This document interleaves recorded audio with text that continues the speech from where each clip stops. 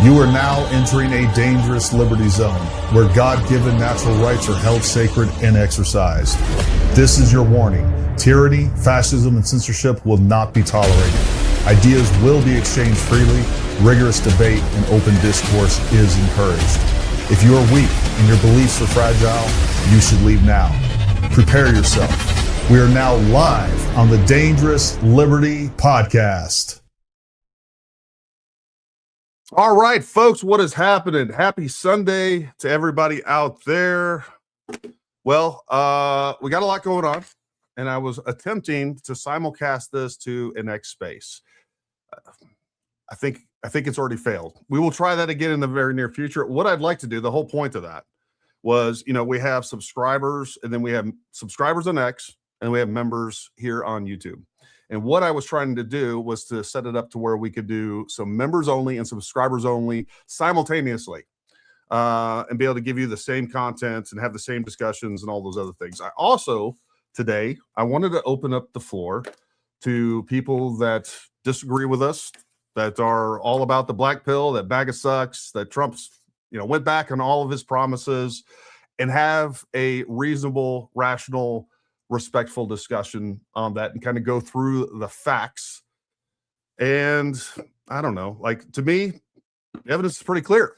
Evidence is pretty clear of what Trump is doing. He is fulfilling his promises left and right, but you don't hear that coming from the other side. They just want you to believe that Trump, all they want to talk about is the Epstein files.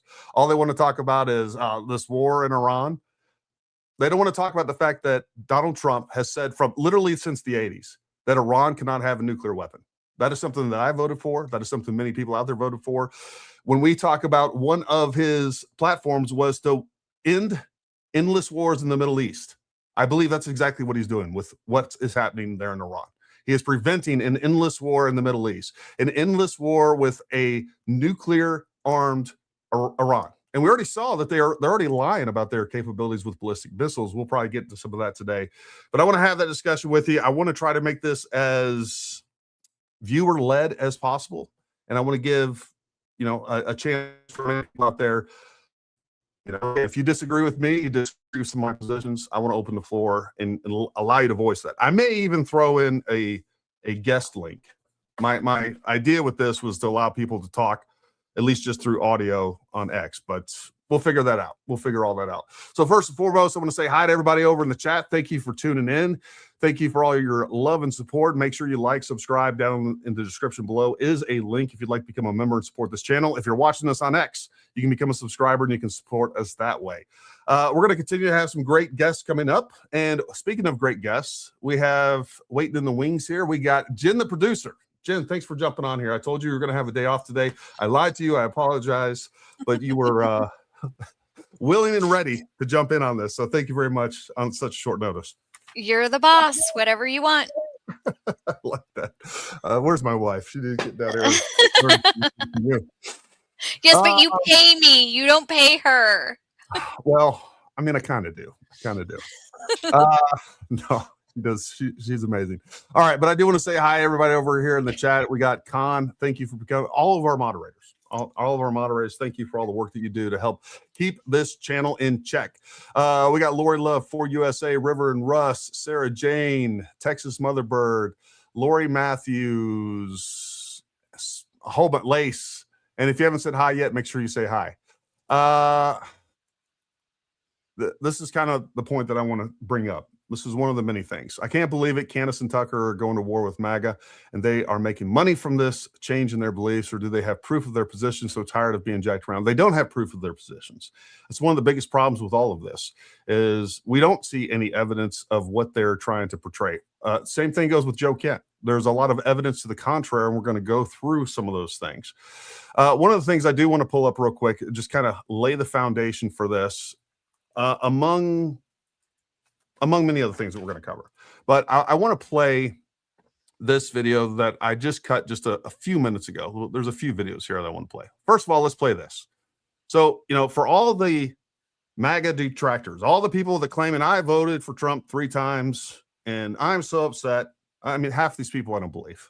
I just don't believe they're even real. I don't believe they voted for MAGA. I don't believe that Candace Owens voted for Trump. I don't believe that that Tucker Carlson voted for Trump. I don't believe that Megyn Kelly voted for Trump. I had my suspicions that Joe Kent didn't vote for Trump, but that's beside the point. Let's play this quick video. The Trump administration, this FBI has literally had a historic year. Over the many successes of, especially when it comes to law and order, which is one of the things that all of us like, have we forgotten the Biden years? Have we forgotten, the all the riots that we went through? I know some of those were under Trump.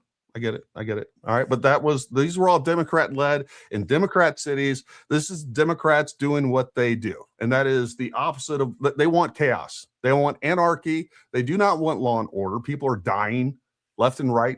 I mean, homicides were way up. Drug use was way up. Border crossings obviously was way up under Biden. But let's just listen to what Kash Patel has to say here. And I don't want to hear from you folks unless you got evidence saying that none of this is true, because the first thing that we always hear, well, Kash Patel's not telling the truth. The statistics, and I have checked these, and feel free to prove me wrong, but the statistics and the information that have been, a lot of the stuff has been indeed certified through, third party, you can look up some of the crime statistics. These are generally going to be true. We have 112% increase in violent offenders arrested last year alone, a 20% decrease in homicides, 20% decrease in robberies. We have disrupted 1,800 criminal gangs. That's a 210% increase. We've seized enough fentanyl to kill 178 million Americans. That's a 31% increase. We have gone after the most vulnerable in our society, protecting children, a 490% increase in arrest on those that prey on our children online. We have located, found, and identified 6,200 missing kids. That's a 30% increase. We have They found 6,200 missing kids. That's not something you're going to see under the Biden administration. They were doing nothing when it came to law and order. They were doing nothing when it came to the border security. They were incentivizing child trafficking, human trafficking, left and right. Human trafficking, child trafficking were up under the Obama administration higher than it just about has ever been. Dismantled and taken down 1,700 child predators. That's a 17% increase. And those that wish to traffic our young American citizens and women, 300 human traffickers have been arrested. That's a 15% increase. And seven of the FBI's top 10 most wanted fugitives in the world have been apprehended in the last 13 months. To put that into perspective, there was 4 in the prior 4 years. So this FBI under President Trump is fully stocked to get after every single fight we have. And these are just some of the Trump administration. So that's just a few of the stats. We're going to get to this clip here with John Radcliffe in just a moment, and then follow that up with this clip. And both of these are pertaining to Iran. But real quick, I do want to go back to, and Jen, you probably have some of the things that will kind of reinforce this, but I want to talk about some of the major successes of the Trump administration. The Trump administration, the second term beginning January 2025, they've ended the catch and release practices, designated cartels as terrorist organizations. That's something that people have been calling for forever. Never happened under Obama, didn't happen under, unfortunately, the first Trump administration, but it did happen under the second Trump administration, and definitely wasn't happening under the Biden administration. Historic declines in violent crime. We have major U.S. citizens experience a 21% drop in homicide rates compared to 2024.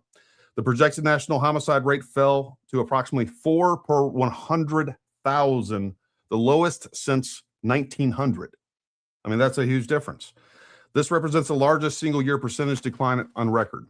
Murder decreased by 19%. Robberies decreased by 20%. Aggravated assaults decreased by nearly 10%. Rapes declined. Shooting deaths reached the lowest level since 2015. On-duty law enforcement officers' death fell to an 80-year low. Deployment of the National Guard to high crime areas, including Washington, D.C., Memphis, and Chicago. Record numbers of captures of FBI most wanted fugitives. Crackdowns on criminal illegal aliens, including gang members such as MS-13 and Trinidad Aragua. Historic reduction in illegal border crossings. This is something that, again, I don't care if Donald Trump accomplished nothing else. To me, one of the biggest things that he's done is he has secured the border, something that, number one, the Biden administration wasn't going to do. They said it was impossible to do. And within days of the Trump administration getting it, we had the border locked down, as it should be. Southwest border apprehensions reached the lowest level since the 1970s. Total U.S. border apprehensions along the Southwest border in the first year, 98,000 from January 2025 onward, were lower than the prior administration's average monthly figures. Monthly fentanyl seizures at the border dropped significantly by more than 50%. 0 illegal aliens released into the U.S. interior for 8 consecutive months, effectively ending the catch and release policies. Achieved net negative migration. In 2025, the United States experienced negative net migration for the first time in over 50 years. More individuals left this country through removal and self-deportations than entered illegally. Mass removals and deportations. Total removals over 2.6 to 3 million illegal immigrants removed during the first year. Formal deportation removals, more than 675,000 self-deportations, estimated 1.9 to 2.2 million. So I am with anybody that is saying, hey, we don't have enough deportations. But to say, I hear it all the time, we're not getting mass deportation. We are getting mass deportations. And everybody points to Minnesota. You think that's the only place we're deporting anybody? No, that's the only place that the left has created this idea that they are fighting off the Trump administration. In all the red states, we have deportations and ICE operating and deporting people left and right. You don't hear about it because they're actually the local and state police are actually helping ICE and doing this thing, all of this under the radar. There isn't these mass protests, and there isn't Americans getting killed because they're inserting themselves and actually obstructing law enforcement. No, we have local and state leaders that are assisting ICE to get all of these illegal immigrants out. So, I mean, right now, and we could talk about Iran, we're going to in a moment. But when it comes to local policy and the things that the Trump administration has promised, I mean, they're delivering on, and they're delivering on big time in spite of all the resistance that they're getting, both through legislators, the Senate and the House. But on top of that, even the blue states and, these blue cities that are doing everything they can to impede the Trump administration's policies. So that's what's going on. Jen, I know you had a few things to add to that. Yeah, actually, I have a clip from our boy Cash, and then I have a clip from an ER doctor who backs up exactly what Cash says. So if anybody wants to go out there and say that Cash isn't speaking truthfully, this is on the ground, like an ER doctor telling you exactly what Cash is saying is accurate. So here's Cash. Complete without state and local law enforcement. So we are embedding more task force officers across the country on the specific counter-narcotics mission. I think you have to move yours. We've also stood up with our interagency partners in Tucson, Arizona, the Southern Border Intelligence Center, specifically on the counter. There we go. Maybe. War and interagency capabilities on the law enforcement front. That's why we seized enough fentanyl in 2025 to kill 178 million Americans. That's a 31% increase year over year. And here's a statistic that everybody should be proud of. Opioid overdose deaths from last year dropped 20 points. 20 points from across the country. And in Oklahoma specifically, Senator, we seized enough kilograms of cocaine to include a 232% increase in the state of Oklahoma alone, and enough fentanyl to kill 500,000 Oklahomans. We can't do that unless we have great police partnerships, which has been a priority of mine, which is why I've embedded police officers here at headquarters from around the country.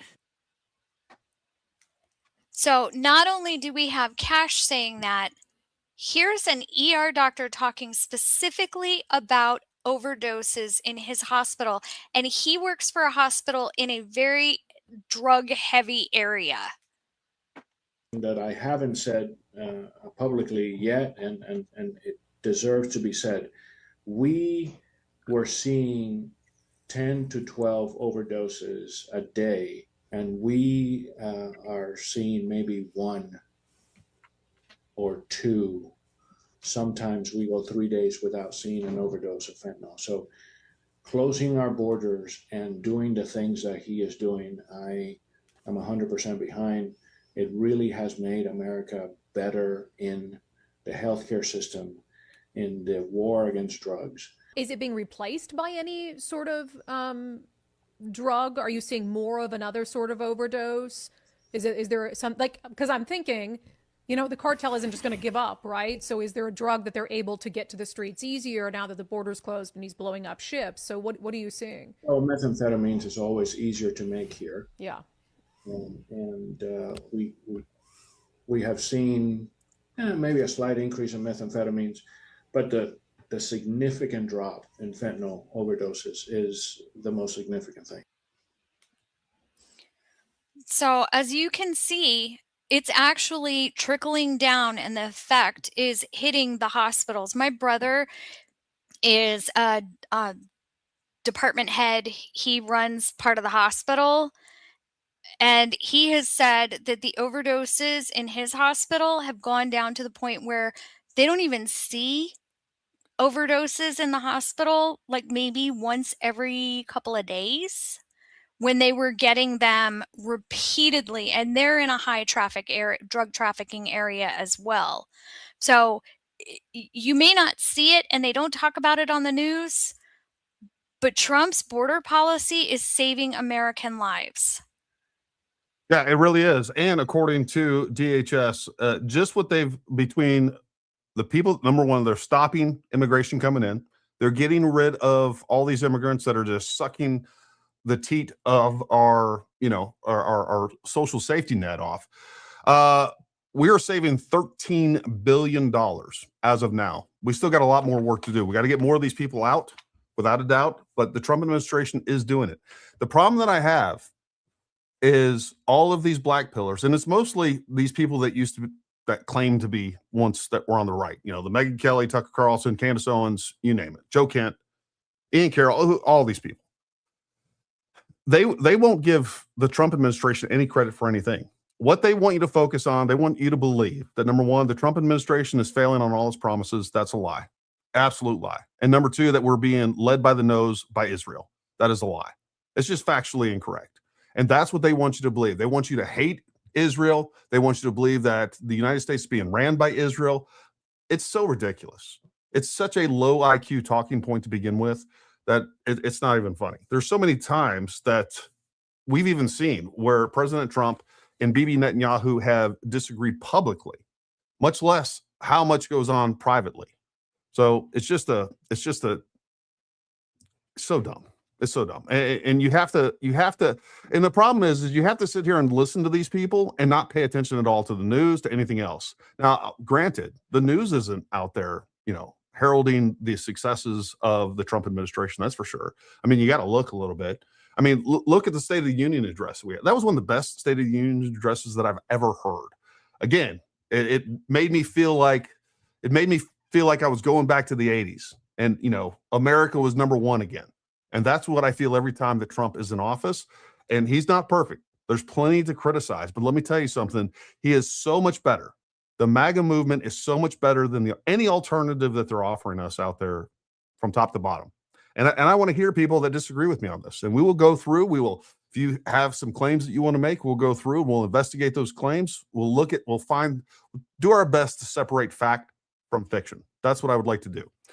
Jenga 333 says, Gary, my friend's sister's food pantry has seen a 60% decrease in people coming in for food in the last month. And they said many were previously non-English speaking people. If you don't have anything up there in a minute to Jen, pull up some of the economic stats as well, because I think that's important to look at when it comes to inflation, when it comes to unemployment. Look, we are making extremely good headway in the first year of the Trump administration. Even with what we got going on in Iran, I know gas prices are going up a little bit. I paid $5 a gallon for diesel the other day. Wasn't fun, but if that's what it takes to make sure that we take Iran off the threat analysis and we get them out of the picture, and the idea of a nuclear, I'm all about it. Because I'm telling you, folks, we can sit here and pretend that Iran isn't a threat, and we can kick the can down the road another 5 years. And what we're going to have, we're going to be sucked into, and we're going to be forced to fight a nuclear armed Iran. That's what's going to happen. Well, and Gary, can I jump in here real quick? Sure. Because Anytime. one of the things that I think is so important is finding children that have been trafficked and saving children who are being abused. And of course, I don't know if you said it or not, but the arrests for child traffickers and child pornographers have increased by 490%. Yeah. And this is what drives me crazy. I have 2 clips here, and probably most of you have never even seen these. There were 37 children rescued in California last week, and it's not been on the news at all. So No. take a listen to this. Children have been safely recovered during a major operation in Riverside County. The effort, called Operation Safe Return, was led by the U.S. Marshals Service with the help from the California Department of Justice and local police. 37 children were found. Authorities say the operation focused on high-risk missing children and led to the arrests of 7 suspects. Did anybody hear about that? Children have been safely recovered. Anyone? I sure didn't.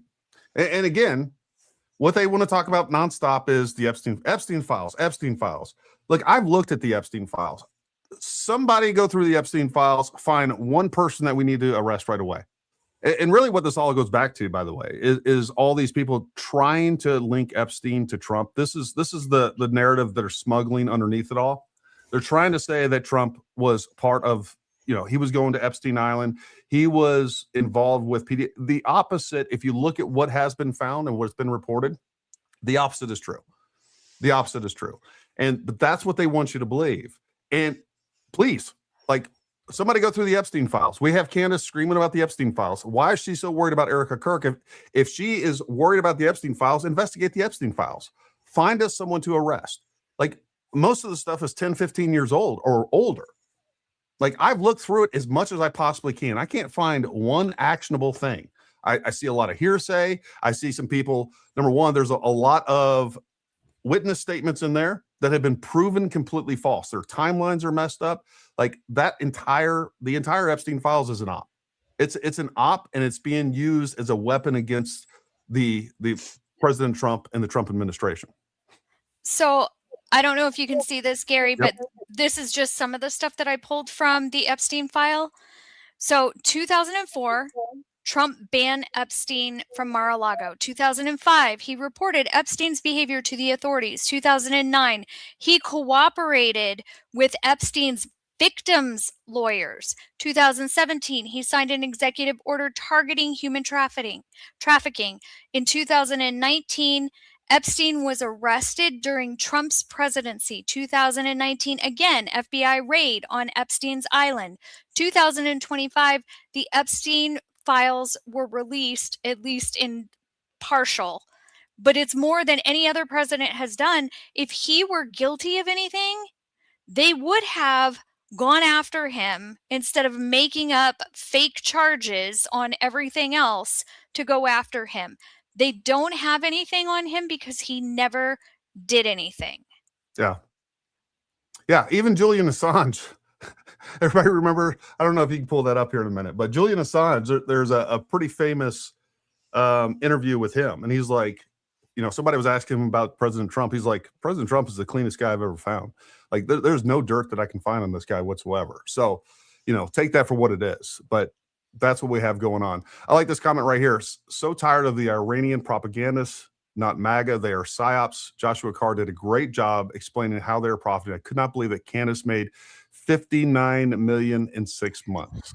I need to watch that video. I haven't gone through that particular video, but this is what I've been saying. I mean, between the views that she's getting on multiple platforms, between the merch that she's selling, between, when she's getting millions of views, she's selling that advertisement time, all of her sponsors, for a much higher rate. So all the money that she's making off of that, I mean, the different ways that she has capitalized on Charlie Kirk's death is unbelievable.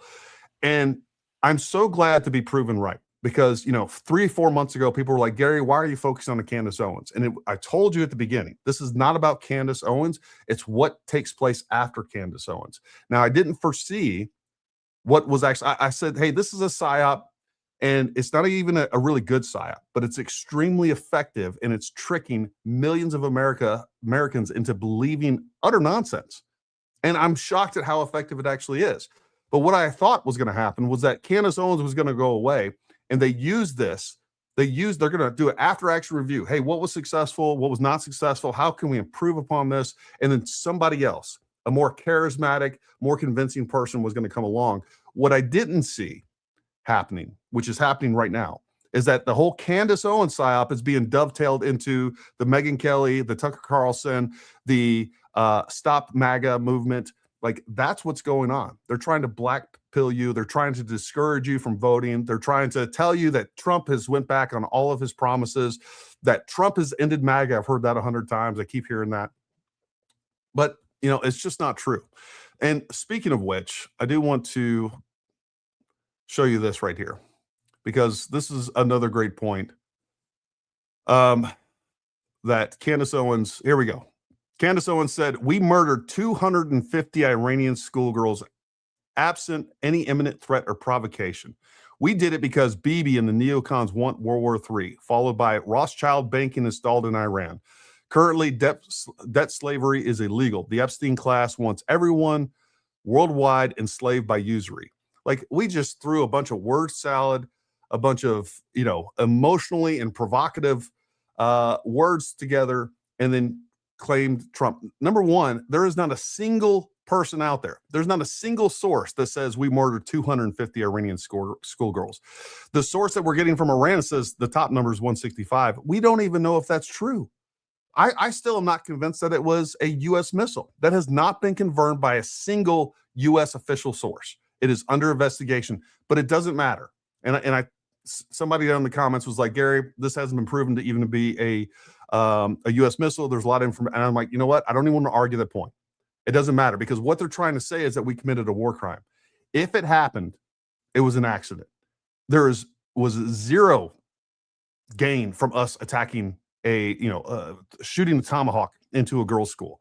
So, that is not what we do as Americans. And I can tell you, being on the battlefield, the amount of effort at our own detriment that we go to make sure that civilians are not harmed during time of war and targeting. There's a lot of times when we needed close air support. They wouldn't drop bombs. They wouldn't provide close air support because they were more concerned about hitting civilians than saving our asses. Like, people on our side were dying, and we needed close air support, and they wouldn't drop it because they were too concerned about civilian casualties. And I get it, but that is the level of risk that we're willing to take to not target civilians. There's no tactical value in it.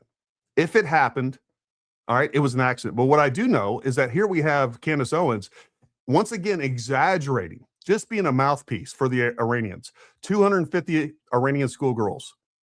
Nowhere can you find that number. She just made that number up. She wanted to do it. She might as well say 1,000. Next week, it'll be 10,000. We killed 10,000 Iranian schoolgirls.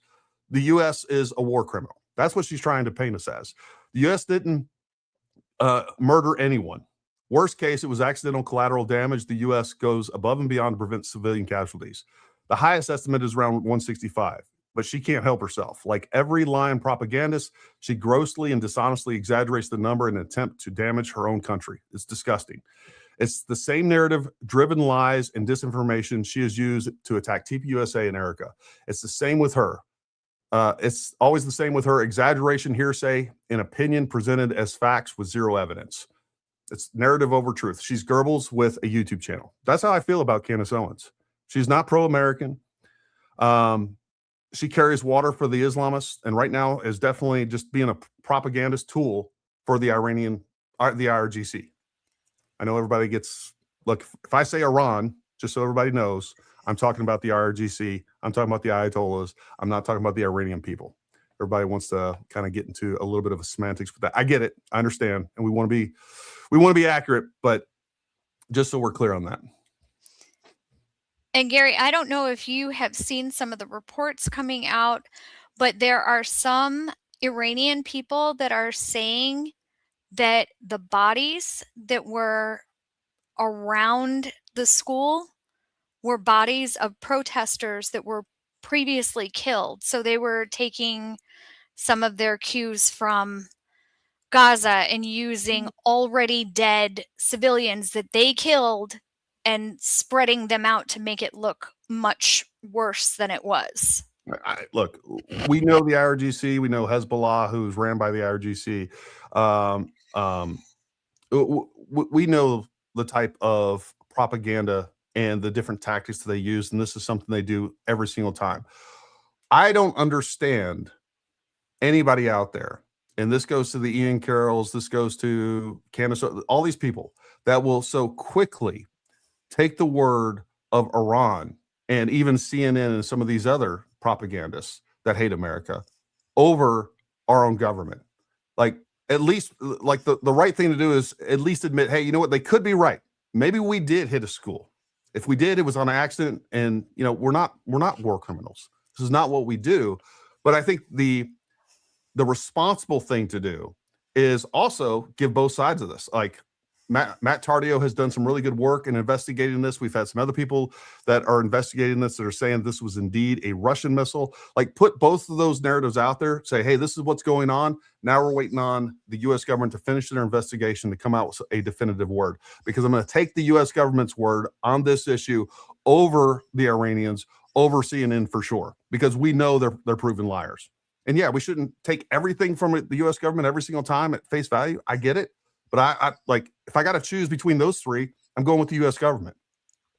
It's just well, there was a video, and I'll try to find it. There was a video that showed a rocket being launched from the ground, and all of the Patriots were coming from the Strait of Hormuz, which went up through a bay. And had this particular missile come from one of ours, it would have had to have gone in a completely different direction. And the video shows it coming from land and landing. I guess it failed. I don't know if it had something to do with the radar blocking systems, and it caused the missile to just go haywire. I've seen multi-million-dollar U.S. missiles that were launched and did exactly that. They failed. Like, for whatever, something electronic happened, and they just end up nosediving in the ground, not hitting their target. I don't know if that's what happened. I've seen that video. It's very convincing to me. There's a lot of people saying that it's coming from the wrong direction, that the trajectory path is not consistent with Tomahawks. I tend to believe those things, but I'm very biased. Look, I believe that, it's most likely that is what is true. I just don't know. And that's where I'm at. The fact is, we don't know, and there may be good explanations. Maybe it is a Tomahawk. But the point here is they're trying to turn us, they're trying to turn this into a talking point that is just demonstrably false. And that is, we are going to, like, we somehow intentionally targeted a school, or we were fed those coordinates by Israel and they were intentionally targeting a school. None of it makes sense. There's nothing gained by either one of those. Have you noticed that Candace has said nothing about the thousands and tens of thousands of innocent Iranians who have been slaughtered in the streets? She says nothing. No. She supports them. The other thing that none of these people are talking about at all is that the vast majority of the Iranian missiles going out are targeting civilians intentionally. That's what's happening. They're targeting airports. They're targeting hotels. They're targeting just, communal living areas. That's what's happened with these. But they don't want to talk about it at all. And, like, if you're trying to convince me that Iran is some, like, victim in all this, and they're the ones that we should be protecting, like, it's insane to me. Like, my God, have a little bit of loyalty to your country. That's where I'm at with this. Your wife is the boss, and you know it. She's the only person on this earth that I fear, because she will catch me while I'm sleeping. I have a random question that I've been wondering. What does a Green Beret do? Hey, Jen, love having you on here. Look, we have multiple missions. There's lots of things that we do. I would pull up. I actually addressed this the other day. I just did a grok. Our main missions with his direct action, special reconnaissance, foreign internal defense, unconventional warfare. What else do we do? There's at least another one. Intel collection. We have several missions that we specialize in. So that's a good Wikipedia lookup. Really goes into the details of that. Can I jump in here real quick? Because Go ahead. Send it. I had 2 Green Berets who are dear friends of mine who helped me perform an op after hours to go into a crack house and rescue a kitten. So Green Berets not only function in liberating people and creatures overseas, they do it CONUS as well. That's right.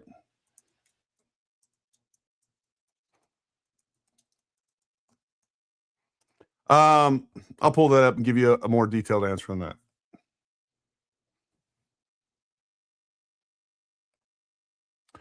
They started it. President Trump is finishing it. It's going great. Thanks for asking. Exactly. Question or alternative viewpoint. The United States has been talking about war with China for years. Knowing the relationship China has with Iran, is this a protected move to prevent war? Seems so. I think it's definitely a major component of this. And this is something we've talked about from the beginning. Even when we had the operation in Venezuela, that was strategic. Number one, we had our own objectives that were specific to Venezuela. The added benefits, what was that we were also taking away additional oil and energy from China. And I think this goes right along with Iran. Same thing. The vast majority of Iranian oil was going to China. So this is strategic, both from a geopolitical aspect and a strategic aspect when it comes to just having forces there, potentially having forces, or having at least at a minimum, Iran no longer being a threat, and Iran no longer being able to assist China in the way that it is. So I think this is very smart on the when it comes to the Trump administration. Like there's multiple political and military objectives that are happening at the same time. And just going back to the fact that Iran has always been a threat. Ever since they took power in, 1978, they've been a threat. And speaking of which, I want to talk a little bit more about that. Let me play this video that we have with Radcliffe.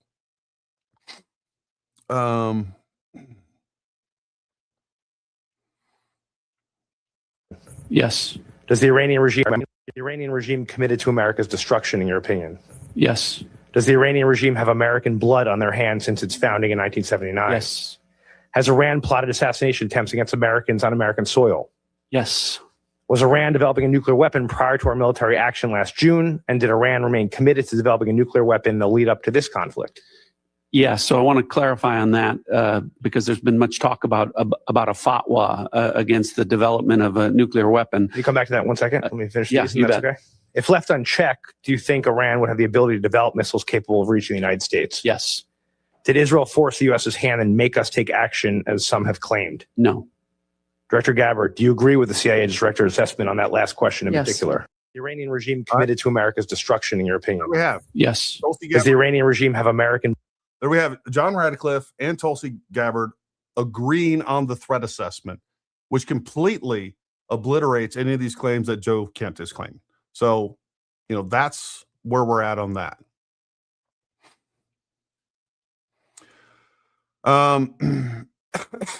Oh, there was another video I wanted to play real quick that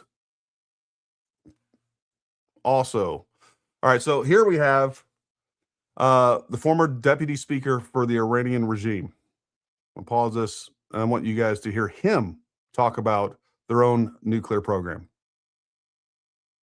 ما اول که وارد این فعالیت هسته‌ای شدیم واقعا هدفمون ساخت بمب بود دیگه ما تعارف که نداریم یعنی شما میگید هدف ساخت بمب بوده بله 100% هدف کی این بوده یعنی کل نظام یا همه اونایی که این فعالیت رو شروع کردن واقعا هدف ساخت بمب بود حالا که شروع کرده بودیم و دیگه می‌خواستیم کار خب اینو شما اگه میتونستیم اینو حفظش کنیم و بمب آزمایش می‌کردیم کار تموم شده بود مثل پاکستان ما که شروع کردیم بعد آخرش حالا اینه که شما میگید میگم چون ما تا حالا رسمی خیلی نشدیم کسی این صحبت رو کنه اینا که شما میگید تبعاتی نداره مثلا مذاکرات و اینها به عنوان بالاخره کسی که حرف ما توجه نداره با خارجی بالاخره پیدا میکنن.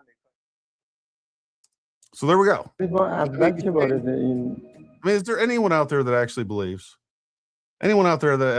at all that Iran is not pursuing a nuclear weapon? Are you really buying into that silly propaganda? I hope not, because it's not a good indicator of your intelligence. I'll just tell you that right now. Cash has always been ride or die. I hate that he's getting flack when he's actually doing a fantastic work at the FBI.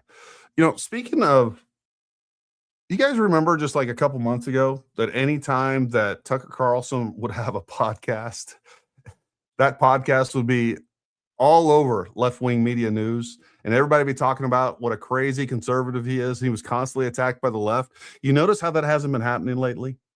Don't you find that odd? I think it is. I think it tells you where he's at.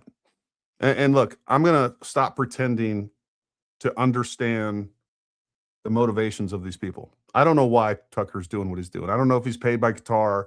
I don't know why. I don't know why, you know, Joe Kent's doing what he's doing. I don't know why Megyn Kelly, Candace Owens, I do think I know. It's pretty clear to me. And that is, you know, she's a self-serving person. She will say and do anything to have any sort of influence and power. And maybe that's goes with all of these other people. But I do think what we've moved into is an operation to end MAGA. That is the intent here. I do think they want us to lose the midterms, and I do think and if we lose the midterms, we're almost certainly going to lose the 2028 election, for sure. They're going to put it into MAGA. And then somewhere between 2028 and 2032, all right, you're going to have this new woke right movement arise, the new right that is, you know, anti-Israeli, that is extreme isolationists. That's what they're going to push. And that's what we're seeing take place now. Jen, I know you had a couple other things you wanted to play down there. So yeah, there's just a couple things following up on the achievements of this administration, and also talking about some of the failures of the Biden administration. Stephen Miller came out and said that after investigations, the whole 320,000 missing children is actually not accurate. So I'll just let him speak for himself. Okay, let me pull this down. You saw that ICE did round up 243 criminal illegals in a 3-day sweep of Denver alone. That's just Denver alone. You talked about, 6,000 child molesters. I mean, that number to me is astronomical. Why are people, why isn't this a 99 to 1% issue and the 1% being the absolute insane? Well, so here's another one for you, Sean. On top of all of that, we now believe the true number of missing children that Joe Biden trafficked into the country, the Democrats trafficked into the country, is 450,000, not 320, wow. 450. The Democrats have committed crimes for which they can never be forgiven, Sean. We just got information from an HHS official that shows that 13,061 unaccompanied minors have actually been located under the Trump administration. And ICE, we're learning, is also arresting some of the sponsors. 442 sponsors have been arrested for involvement in suspected child abuse or other crimes are being discovered. Now, the abuse is being determined through a multifaceted investigation if they do determine that sponsor was abusing that child. Now, they're using local police, CPS, federal agencies. They're all involved, according to HHS. Now, former special agents with Homeland Security investigations have explained to us that oftentimes these kids are left behind as payment. The parent is often promised by the cartel members that they will eventually be reunited with their child in the U.S. That child, sadly, is often recycled to help single adults enter the country illegally. And Donald Trump is cleaning it up. Donald Trump is cleaning it up right now. Let me say it again. Stephen, they have blood on their hands. What's your response to that, sir?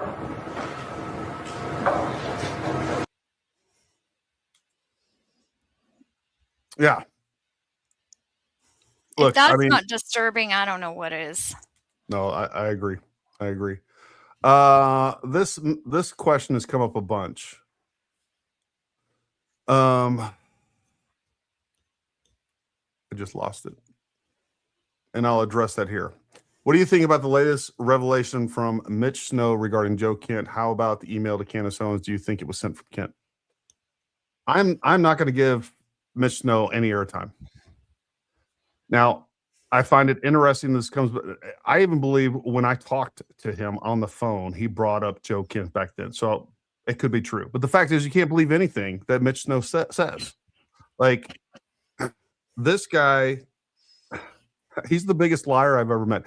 Like, he lies when it doesn't even make sense. He can't help himself. I mean, it is unbelievable. You can't trust anything. That guy will say anything that will get him attention. So to me, when it comes to Mitch Snow, I couldn't care less what he's out there saying, whose podcast he's on, or anything else. It may end up affirming that Joe Kent was leaking way back when, but I'm not going to take Mitch Snow's word for that. I mean, you can't do that, right? Like, we can't say, hey, we can't believe anything Mitch Snow says because we know that he is a liar time and time again. And then when he says something that we can use, we're like, hey, well, Mitch Snow said this. I think the best thing to do is to not give him airtime. That's how I feel about that. And until something comes out that I feel differently about it, he may be telling the truth. He may not be. I don't know. I'm just going to default that he's never telling the truth. That's where I go with that. If you believe what the government says, you're a little bit brain dead. Okay. We shouldn't take the government at their word. What I will say is that we had a lying government in place and we elected a new one. And I find the Trump administration to be much more believable, much more honest and transparent than anything that we got out of the Biden administration. So there's that. But on top of that, are you going to take what the Iranian government says to be true? Are you going to take what CNN says to be true? All of these people that once told us that CNN can't be believed, that, MSNBC, MSN now, I guess with what they're called now, can't be believed, are now using them as their main source of information, and the Iranian government as the main source of information, and they're preaching that as gospel. Like, I'm sorry, I'm going to take the U.S. government word over that. And by the way, the U.S. government, when it comes to specifically on the girls' school, hasn't even put anything out. They said, hey, we're investigating this. So we're going to wait to see what they say. They haven't denied it. They haven't confirmed it. There's not been one official source that has confirmed that. There's been a couple of senators that kind of spoke off the cuff that basically was, replying in the affirmative. But these are people that aren't on like any sort of Senate arms committees or anything like that. So, that's where I'm at with that. We're in a holding pattern when it comes to that specifically. That's how I feel about it. But the fact is we didn't target a girls' school. I mean, we didn't do that.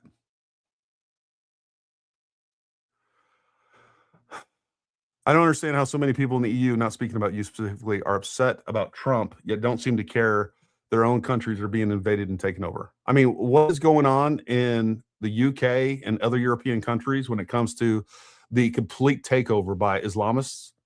I mean, all you got to do is sit back and watch. I'm just like, I can't believe you're allowing these people to take over your country. So anybody that has anything to say about Trump from the EU or really any other country, like, I couldn't care less. Because look, they don't like America for all the reasons that America is the number one country in the world. I could care less about their opinion.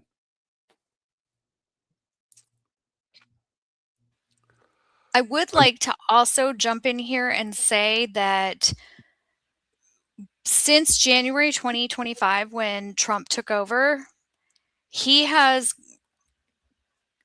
gotten $5 trillion worth of pledges from foreign governments investing in the United States and AI, energy, so on and so forth. So $5 trillion taken off of our debt. Now, granted, it's over, 5 years, but still, we were giving money left and right under Biden. He secured no money coming into our infrastructure. Not to mention the additional trillions that he's secured through the UN and making them commit a larger percentage of their GDP to the United Nations. So there's that. I'm sorry that Trump is losing. He's not losing. I mean, he's not losing on any front. He literally is not losing. We might be losing a little bit of the info war on social media and X specifically. That's where it seems, that's where the perception is given. But when you look at the polling of the, how many people voted for Trump and are still voting for Trump, it's like the CNN poll the other day said 100%, whatever. It's extremely high. It's extremely high. So we can take on the whole world.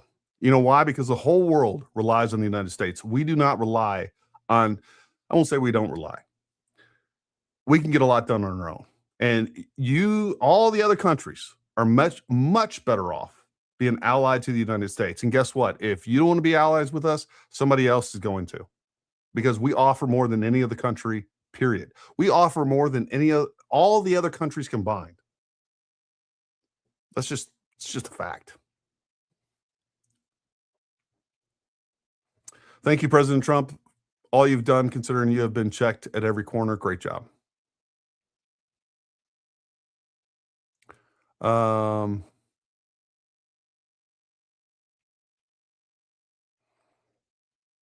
like Cash too. He's working hard behind the scenes. The only blip the administration had is the Epstein nonsense. And again, I think a lot of this is made up. I was critical when Cash and Dan Bongino came out and talked about the Epstein files. I was critical of them at the time too. The fact is, though, that after they released the Epstein files, from what I can see, is they were right. Like, we have no idea what was done to the Epstein files prior to this Trump administration coming in. The Biden administration had those for 4 years. The Obama administration before that. And we don't know what's been added. We don't know what's been taken away. So, I mean, so far, looking back, I'm like, yeah, they were kind of right. Like, there's nothing in there that I found. And there's people that have made it their job to go through those line by line. And they're not finding anything actionable either. Washington State is horrible with the drug ODs. They tried harm reduction crap, and all it did was explode drug use and ODs. Like, anytime that you make something like that legal, like Oregon did as well, Colorado has done in different ways, use is going to explode, and it's not good. It's not good for our society. Liberals are disguising themselves in the comments as pissed off Trump supporters all over YouTube. Not saying there aren't a few, but for the most part, it's a psyop to break up MAGA. I agree. You have people that are pretending to be, look, and I see this. I get these people on X that come on and start saying, I supported Trump, I did this, whatever else, and now Trump sucks. And now we got to let the Democrats win the midterms. All you got to do is search their profile. Like, depending on what subscription level you have, you can use Grok, and you can literally search Grok. Hey, Grok, did this person ever support Trump? Or did this person support Democrats? You come to find out, look, they've done nothing but talk crap about Charlie Kirk, TPUSA, before he was killed. Now they're pretending to support him. Now they're pretending to use Charlie Kirk as, trying to use him as a ventriloquist doll to say whatever they want to say, and also pretend that they were a former Trump supporter when they never were. And look, again, this goes back to, Nick Fuentes has never voted for Trump. I don't know that Tucker Carlson has ever voted for Trump. I don't know that Megyn Kelly's ever voted for Trump. I don't believe any of them. I think this entire thing, ultimately, I'll give you my 2 cents on what I think is going on with Tucker Carlson. I think Tucker Carlson is finally at a point where he can stop grifting. That's what I think.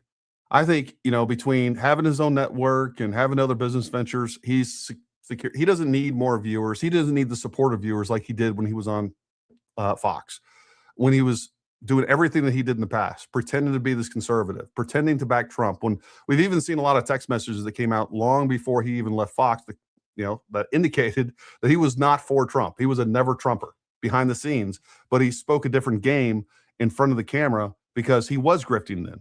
I think he can finally speak his mind. And I think we're seeing the true Tucker Carlson. That's what I think. Could be wrong.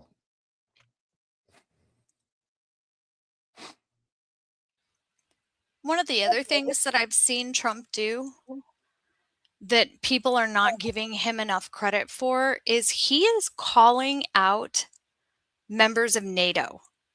Whether they realize it or not, yeah, he's saying, hey, allies, we need you here.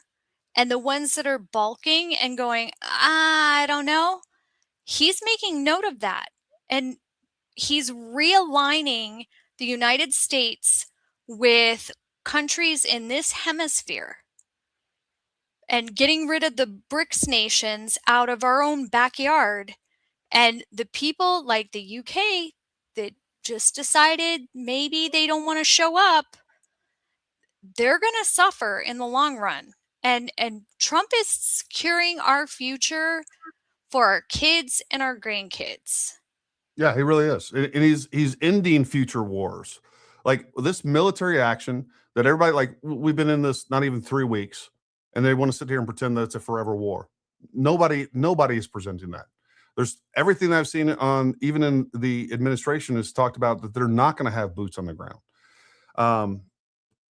So again, this is a narrative that they're pushing that isn't true. It's not backed by any facts whatsoever.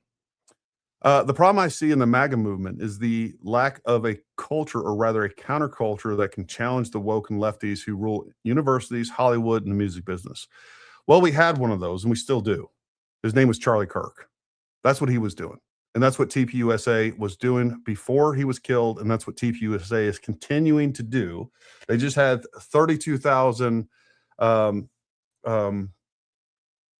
32,000 applications right after he was killed. So we're going to get more of that in schools and universities, in high schools and universities.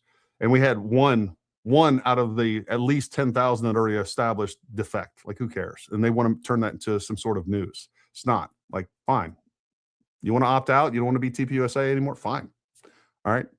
More are going to fill your place. But that is why he was killed. I mean, he was the one pushing back on the trans ideology. And that's why he was killed.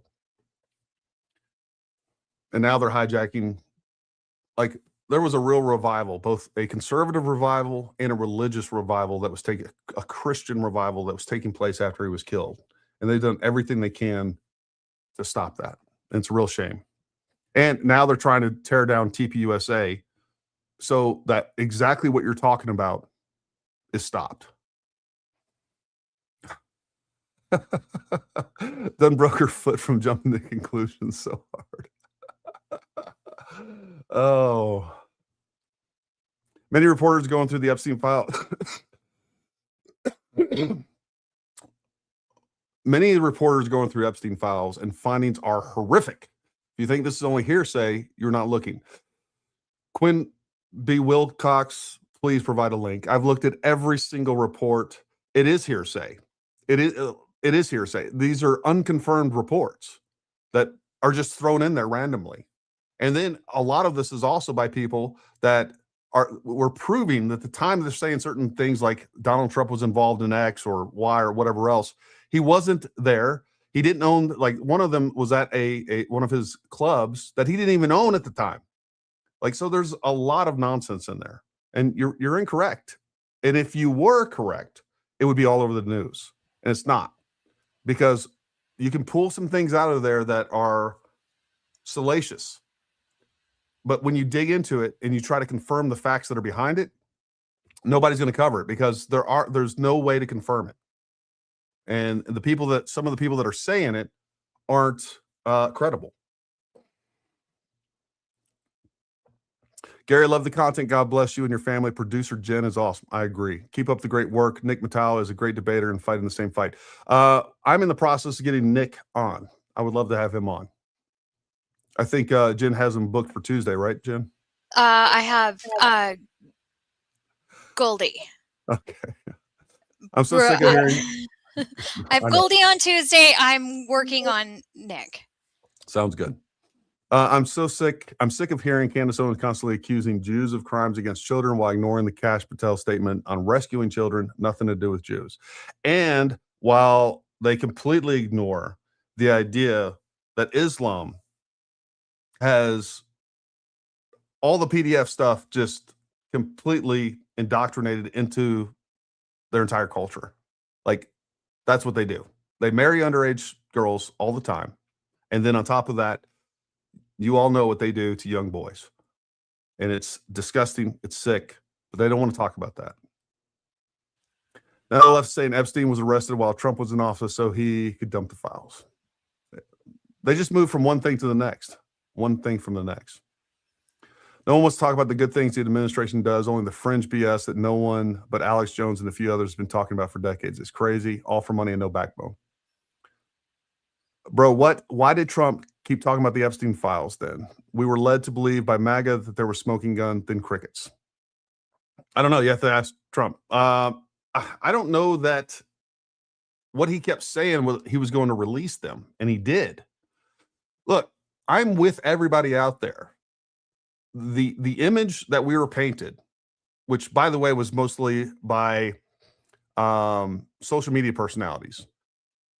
The image that was put upon us was like, hey, we're going to go into these Epstein files and we're going to find clear evidence and videos of all these people doing the most horrific things. It's going to be clear-cut proof. Like, that's not what it is. I mean, everybody here that's watching this right now, you have access to the Epstein files, at least what's been released. I know there's more to be released, and I hope they release them all. And I hope we prosecute some people out there. I hope we can find actionable stuff. But so far, what has been released is not actionable. Maybe they are hiding stuff. I don't know. But all we can do is go off what has been released. And what we can also say is that Trump released 3.5 million files that the Biden administration sure wasn't going to release it. Why did they release it? Well, I can tell you, because most of the stuff that's in there, when you look at emails going directly from Epstein to prominent people in politics and in power, it was all the Democrats. Time and time again, direct emails with Hillary Clinton that we can pull up. That they're not, no one's even showing those. I can pull those up right now. Direct emails to the Obama administration, talking in cryptic language. Like, it's really weird. But it's not, there's nothing there that we could prosecute, I can tell you that. Although it is pretty, in my mind, pretty damning of the Democrats. Those are things that I've seen personally that I've pulled up from the Epstein files on the DOJ site. What were you going to say, Jen? I was just going to let you know that J.D. Vance, because I know you've been concerned about him for a while, he actually gave a speech right next. He was addressing some of the lovely folks from the media, and he had some pretty harsh words to say to them for trying to drive a wedge between he and President Trump, if you'd like to see that. Yeah, how long is that? I think it's like maybe 54 seconds. Oh, yeah. Throw that up if you got it. Okay. Andreas North of Wire in Iran. They're all targets. Touche.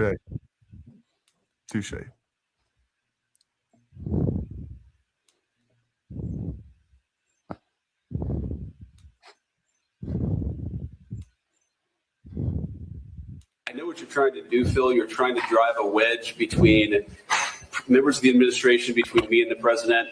What the president said consistently, going back to 2015, and I agreed with him, is that Iran should not have a nuclear weapon.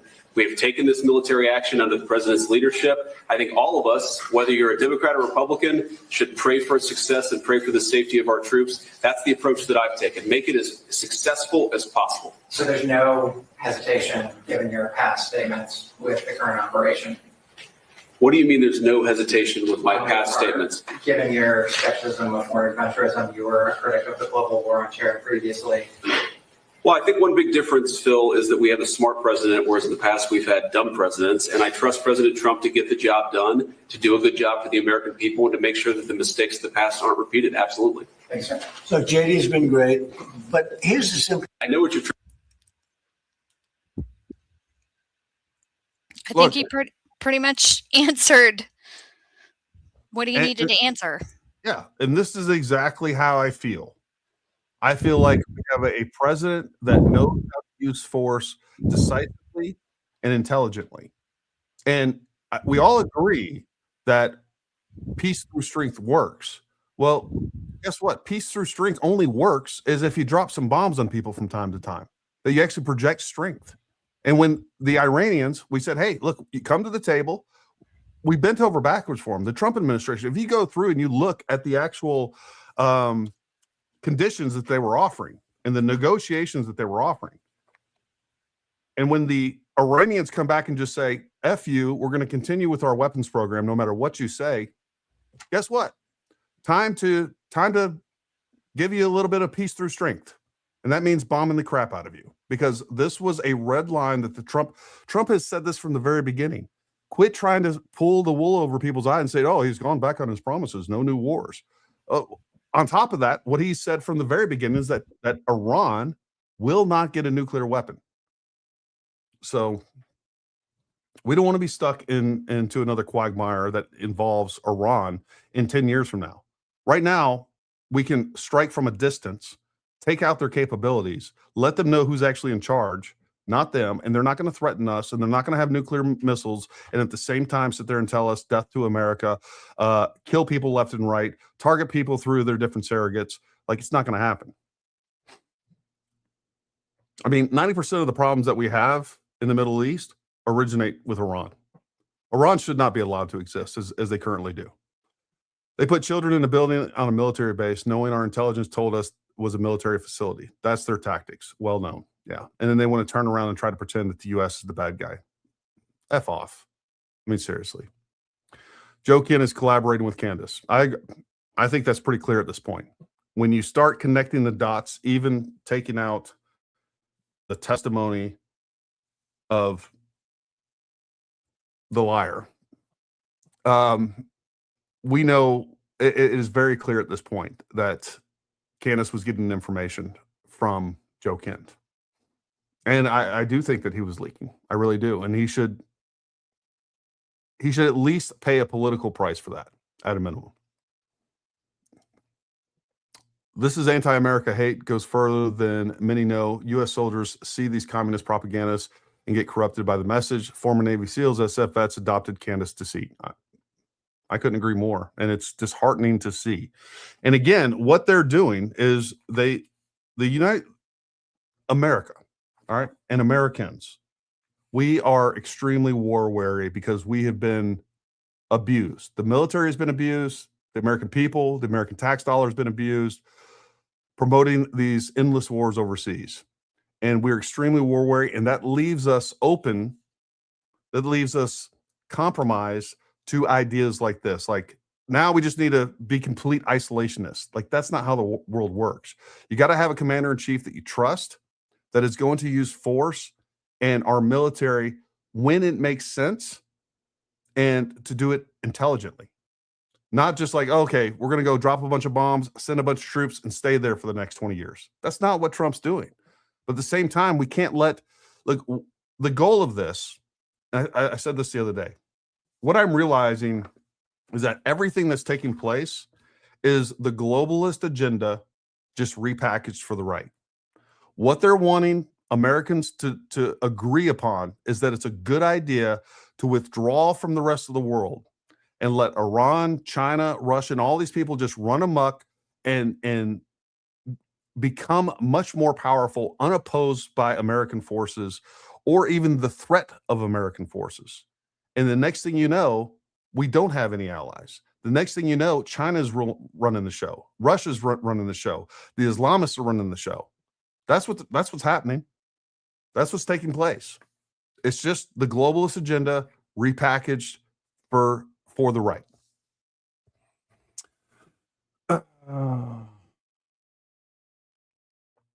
They hate America so much. Why don't they go live in another country? I don't understand what their end goal is. I just told you what the end goal is. That's what it is. Now, a lot of these people don't realize it. A lot of these people are susceptible to the idea like if we just isolate ourselves, the world's going to be a better place. And they're doing it from a place of good intentions. I think there's a lot of people out here on social media believe that. I mean, in the same way that, there's a lot of socialists and communists out there that believe what they're stating, and it's all good intentions, but it doesn't mean it makes sense, and it doesn't mean that it's going to prove out to be beneficial to the United States. They've been convinced of an ideology, and that's what's happening here. If we become isolationists, our enemies will take over. Our resources are in other countries. We have reasons for engaging in geopolitics. Yeah, we have a lot of interests, and not only interest economically, but from a security standpoint too. We just can't let our adversaries do whatever they want all over the world. On top of making upwards of $100 million a year defaming and harassing people, she panhandled off her own viewers, and they're so retarded they actually donate their hard-earned money to a millionaire. Yeah, and they donated their hard-earned money to Mitch Snow. I mean, I guess he's up to what, $140,000? The same guy that said that his ex-wife locked him in the garage, beat him with a hammer, and then left the hammer, broke his hands, broke his feet, and then we have the video proving what actually took place. But yet, we're going to take his word that he ran into some sort of meeting on Fort Huachuca at Task Force Southern Border where they were conspiring to kill Charlie Kirk. And the crazy thing is he doesn't actually even say that, and neither does Candace. It's like, again, just leaving it hanging out there for you to fill in the information gaps. Dr. Altoids, I sent you a DM earlier, buddy. I was responding to yours. Hopefully you got that. The woke right thrives on, this is what I'm talking about. Again, ambiguity. They know their followers won't do the research. You're doing exactly what needs to be done. Push back with facts and data. That's what has to be done. Yeah, I don't know. Look, I'll give you my speculative opinion on what I think is happening with Megyn. I think she has some really smart people that go over her analytics and know that she has a huge crossover between her viewers, and Candace Owens viewers. And I think she's going where the money is. That's what I think happened with Megyn. If she opposes Candace, Megyn's going to lose half her viewers. Gary, do you think Mitch Snow really talked to Joe Kent? How about the tip lines email to Candace Owens, believed to be from Joe Kent, giving her intel information? I can tell you from the phone call that I had with Mitch Snow, he brought up Joe Kent multiple times. I don't know if that was in the part that the 30 minutes that they cut out from that phone call or not, but I can tell you he definitely did. I do think that there was some contact between Joe Kent and Mitch Snow. Beyond that, and that's just an opinion, we have no facts for that. And without any evidence, I'm not going to believe anything that Mitch Snow says. There's no telling what he's lying about. Like, literally, there's no, he will lie. He told so many lies, especially in that 30 minutes that they cut out, that just were so easily debunked that they had to cut out 30 minutes of that phone call. And he's telling me, another former Green Beret, I know he's lying about what he's saying. And I'm sitting there just listening, mouth agape, just like, really? This is what you're trying to convince me of? But he can't help himself. He's so used to lying to so many people that don't know anything. This guy cannot discern what truth from fiction anymore. Like, he believes some of the things that he's saying. He has repeated the same insane stories so many times to so many people that have just no way of proving it wrong, or just accepted it as fact, or just pretended to accept it, that he's built his own confidence up that he can just lie to anybody and they'll accept it.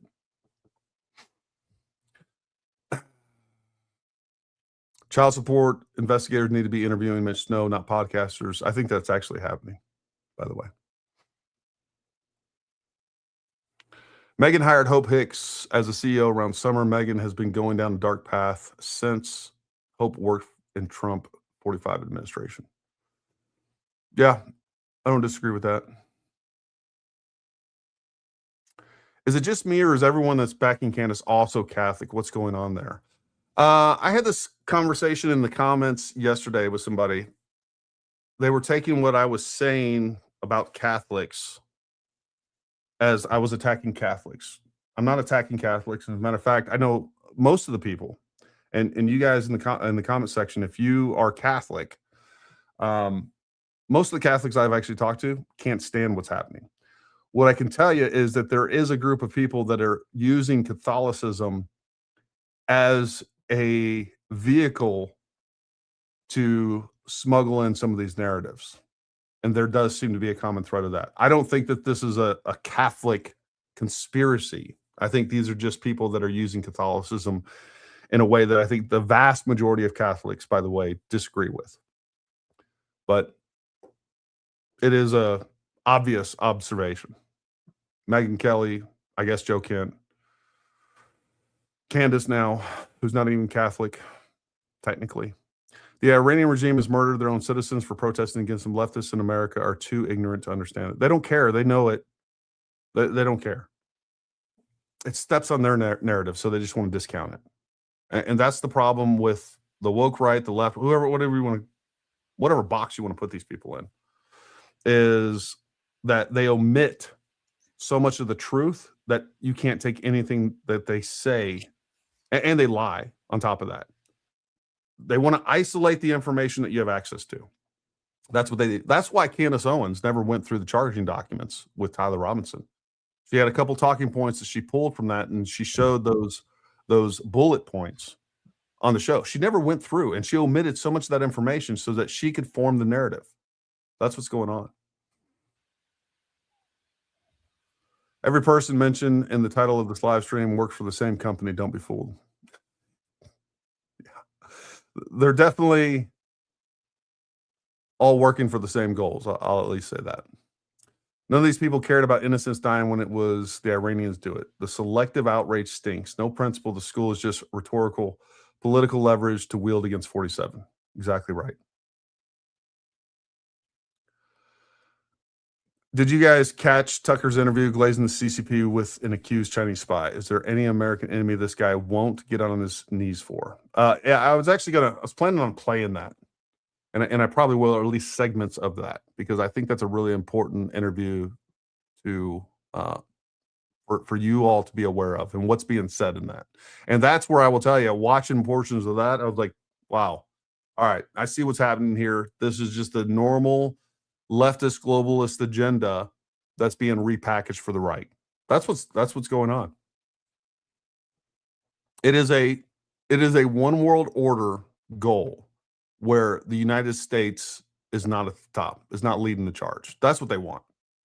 What they want is the CCP in charge, Russia in charge. And look, don't get me wrong. Whether it's Russia, whether it's the CCP, whether it's Iran, the Islamists, other Islamic countries, they're all friends for now, because the enemy of my enemy is my friend.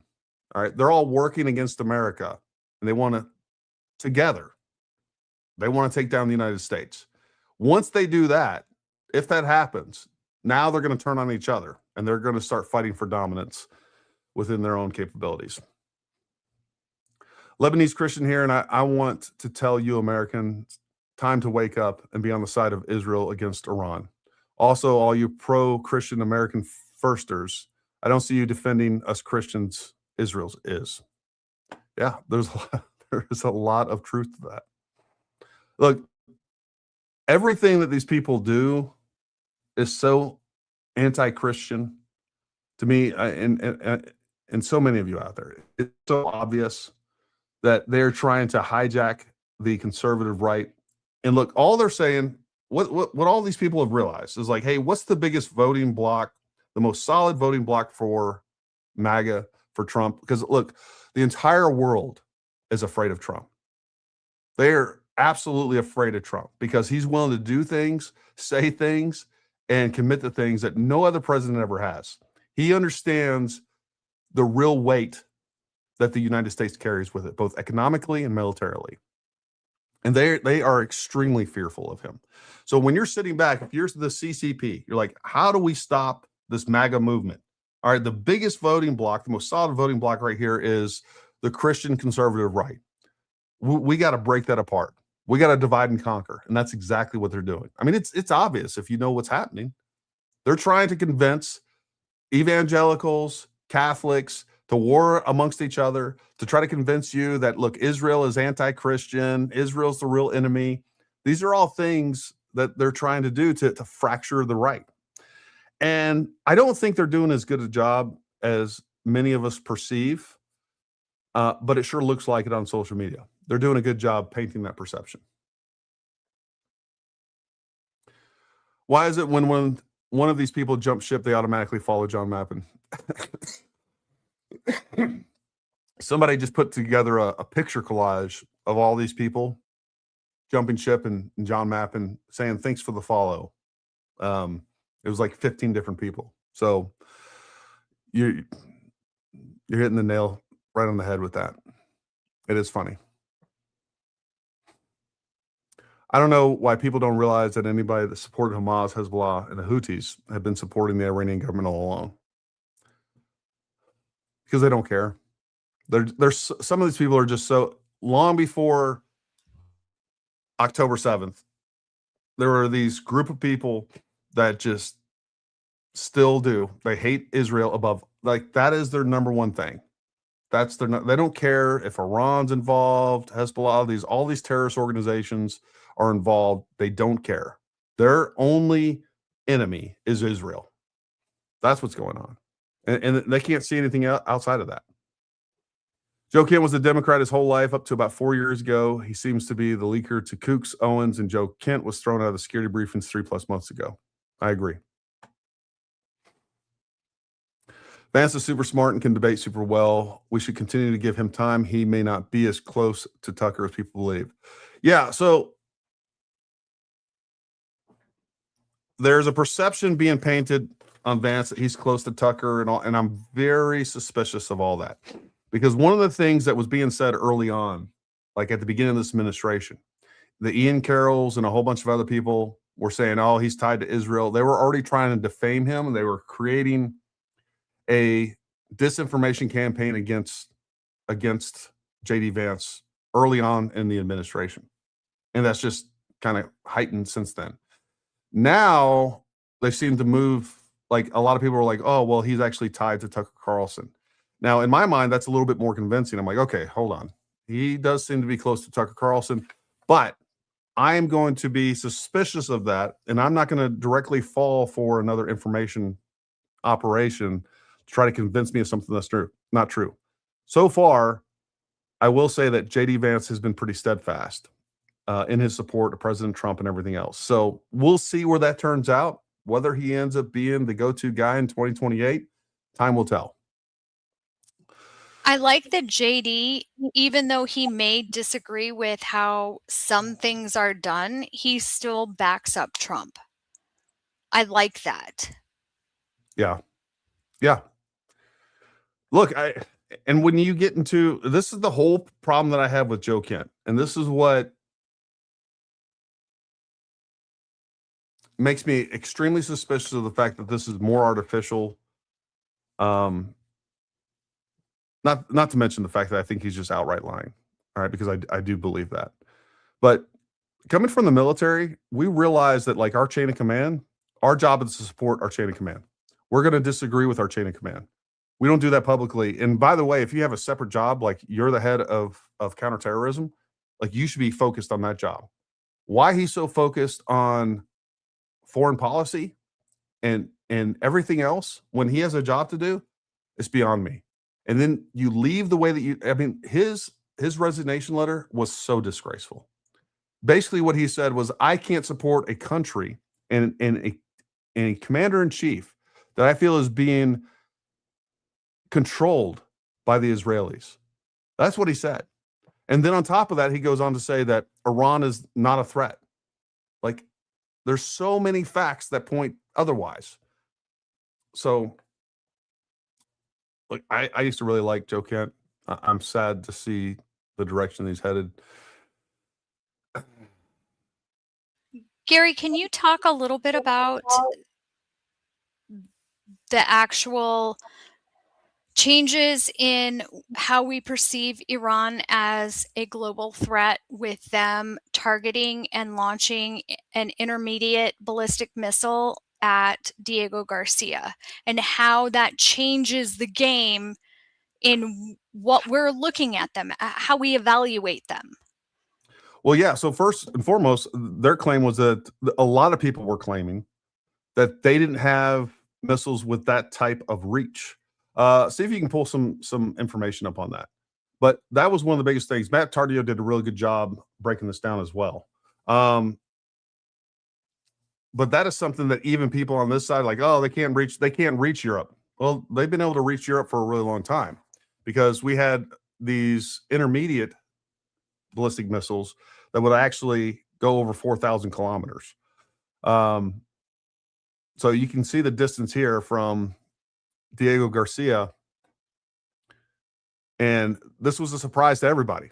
It was 4,000 kilometers. And I don't think they actually reached their target. I think one failed and one was intercepted, if I understand that correctly.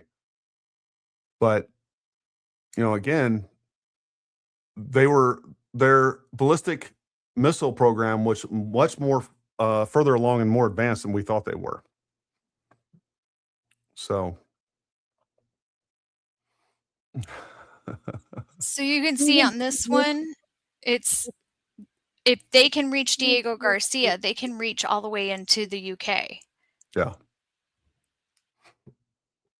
So, and Sarah Adams, we played that clip with Sarah Adams the other day, and I think it summed it up. Like, they are hiding their capabilities. It's what they're going to do. And if we just take them at their word of what they're capable of and how far along they are, like, they may have so much more. I don't know. I don't know what the U.S. intelligence agencies have on them. I don't know, but they've lied to us time and time again. We do know that. But no, we're just supposed to take the word of the IRGC. That's what the black pillars want us to believe. Rogan's cell phone started drinking again as he was making up ugly comments about Eric Kirk. Anyone who needs to drink at work isn't worth listening to. Yeah, I found those. I'm a big fan of Joe Rogan. I found those comments he made just disgusting. Don't forget to contact your representative about the SAVE Act. Call and email multiple times. Couldn't agree more. Like, the SAVE Act has to be passed. It has to be passed. And it's just the most common sense legislation ever put forward. Like, we have to have secure elections. I don't know why this is so difficult. Oh, no, he's coughing. You know what that means. Israel got him. Israel got me.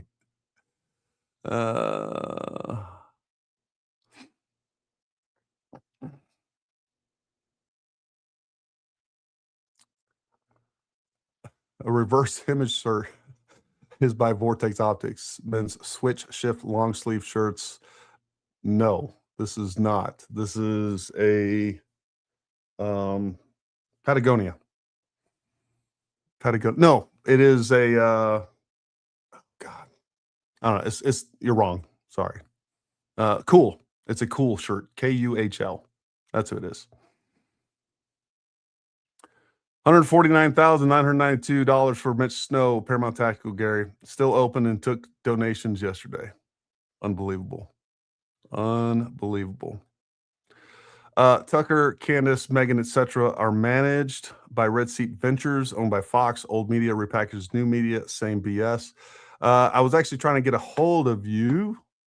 Let me see. If you're available, bud, I'm gonna send you a guest link.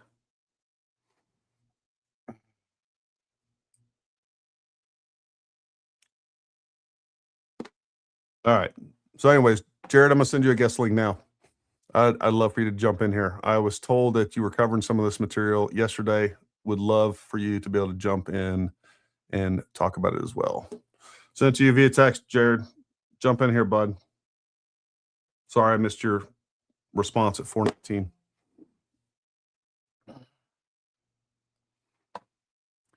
If you guys aren't following Continue Freedom, you need to be. Jared's doing great work. Hopefully we'll get him on here in just a second here. Gary, I took Mitch to be saying Kent only vetted his military record, not the BS story he told Candace about Fort. That's true. He never said the story was vetted, only that he was vetted. I watched the clips, and I agree with that. Is something other than that being said? Because I can tell you right now, if I had Joe Kent right in front of me and he was going to tell the truth, he would agree 1,000% that that story about Fort Huachuca is utter trash. There's no way that that ever happened, period. I think they were investigating Kent for over 6 months ago. It's no wonder they wouldn't let him investigate Charlie's death back in September. Yeah, and look, that's the way that federal investigations work. Everything that has been put out to the media, I find to be credible. Just understanding, because I hear all kinds of people saying, well, if they thought he was leaking, they would just fire him right away. Folks, that's not how it works at all. If there's a problem and somebody thinks that you're leaking classified information, and I've seen this multiple different agencies and in the military, what they do is they sideline you, sometimes quietly. You just don't get invited to meetings. Suddenly your access is denied, things like that. And then you're going to be investigated. And with a leak investigation, that may take months or even years to fully vet and investigate. Now, at the end of that, they may have enough information to either recommend you being fired, or they're going to recommend you for charges. A lot of times, especially on the federal employee side of things, you are going to actually have to go through a trial and be found guilty before they fire you. Because if they fire you, and then, look, everybody knows how hard it is to fire a federal employee. And the same goes with appointees. If you are fired and you're found not guilty, all right, they're going to sue for wrongful termination.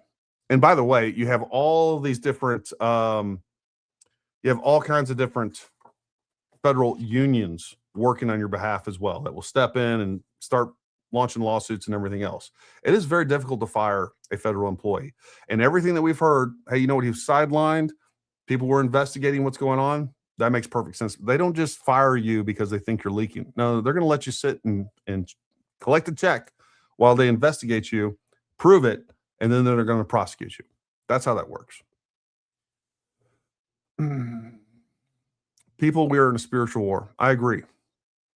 I agree with that 100%. I was thinking about that today in church.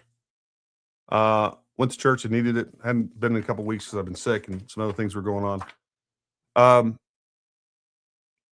For all the people out there that are Christians, like, I hope you get involved in this, because you can either sit there and just hope that God does something, or like every time that God has asked something of people, whether it's miracles or whatever else, like there's almost always an action required on your behalf. This idea, look, God is Alpha and Omega. He's controlling the beginning. He's controlling the end. He's giving you free will to participate in what happens in between. And man, I just want more people to get involved in this. You really got to get more involved. It can't just be me. It can't just be all the people out there that are, doing great work. Jen, the producer, Dan Bongino, people out there telling the truth. Like, we need more people. And that's the reason that we're losing this information war, is because they're outworking us. Like, they have mobilized all their minions. And, I'm not saying that you need to start a channel, or, there's so many different things and so many different ways that you can contribute to what's going on. Spreading the truth, sharing information, sharing articles that you read, sharing our content, other creators' contents, people that you trust. Like, the truth matters, and that's all that matters. And we got to get much more serious about this. What are your views on Sean Ryan? I fear he's going down the black pill path. I would agree with you, Jax, man. It's unfortunate to see. I see a lot of our guys coming from the soft community, and I think it's because we were stuck in a 20-year war, and now they can't figure out what's up, down, left, or right. Like, there's a big difference between a quagmire and smart military action. I think smart military action And that may end up being, some sort of limited ground, whatever it is. We need to have limited warfare that needs to be speed, surprise, violence of action. Like, that's how we win wars. That's how we win fights. That's how we win wars. At the tactical, at the strategic level, that's how things are done. And we got to hold our enemies in check and at bay. And I think it's a zero-sum game for a lot of these people. And a lot of these people that, whether you're talking about Sean Ryan or some of these other soft bets that are clearly on the Candace train or somewhere in between, the Joe Kents of the world.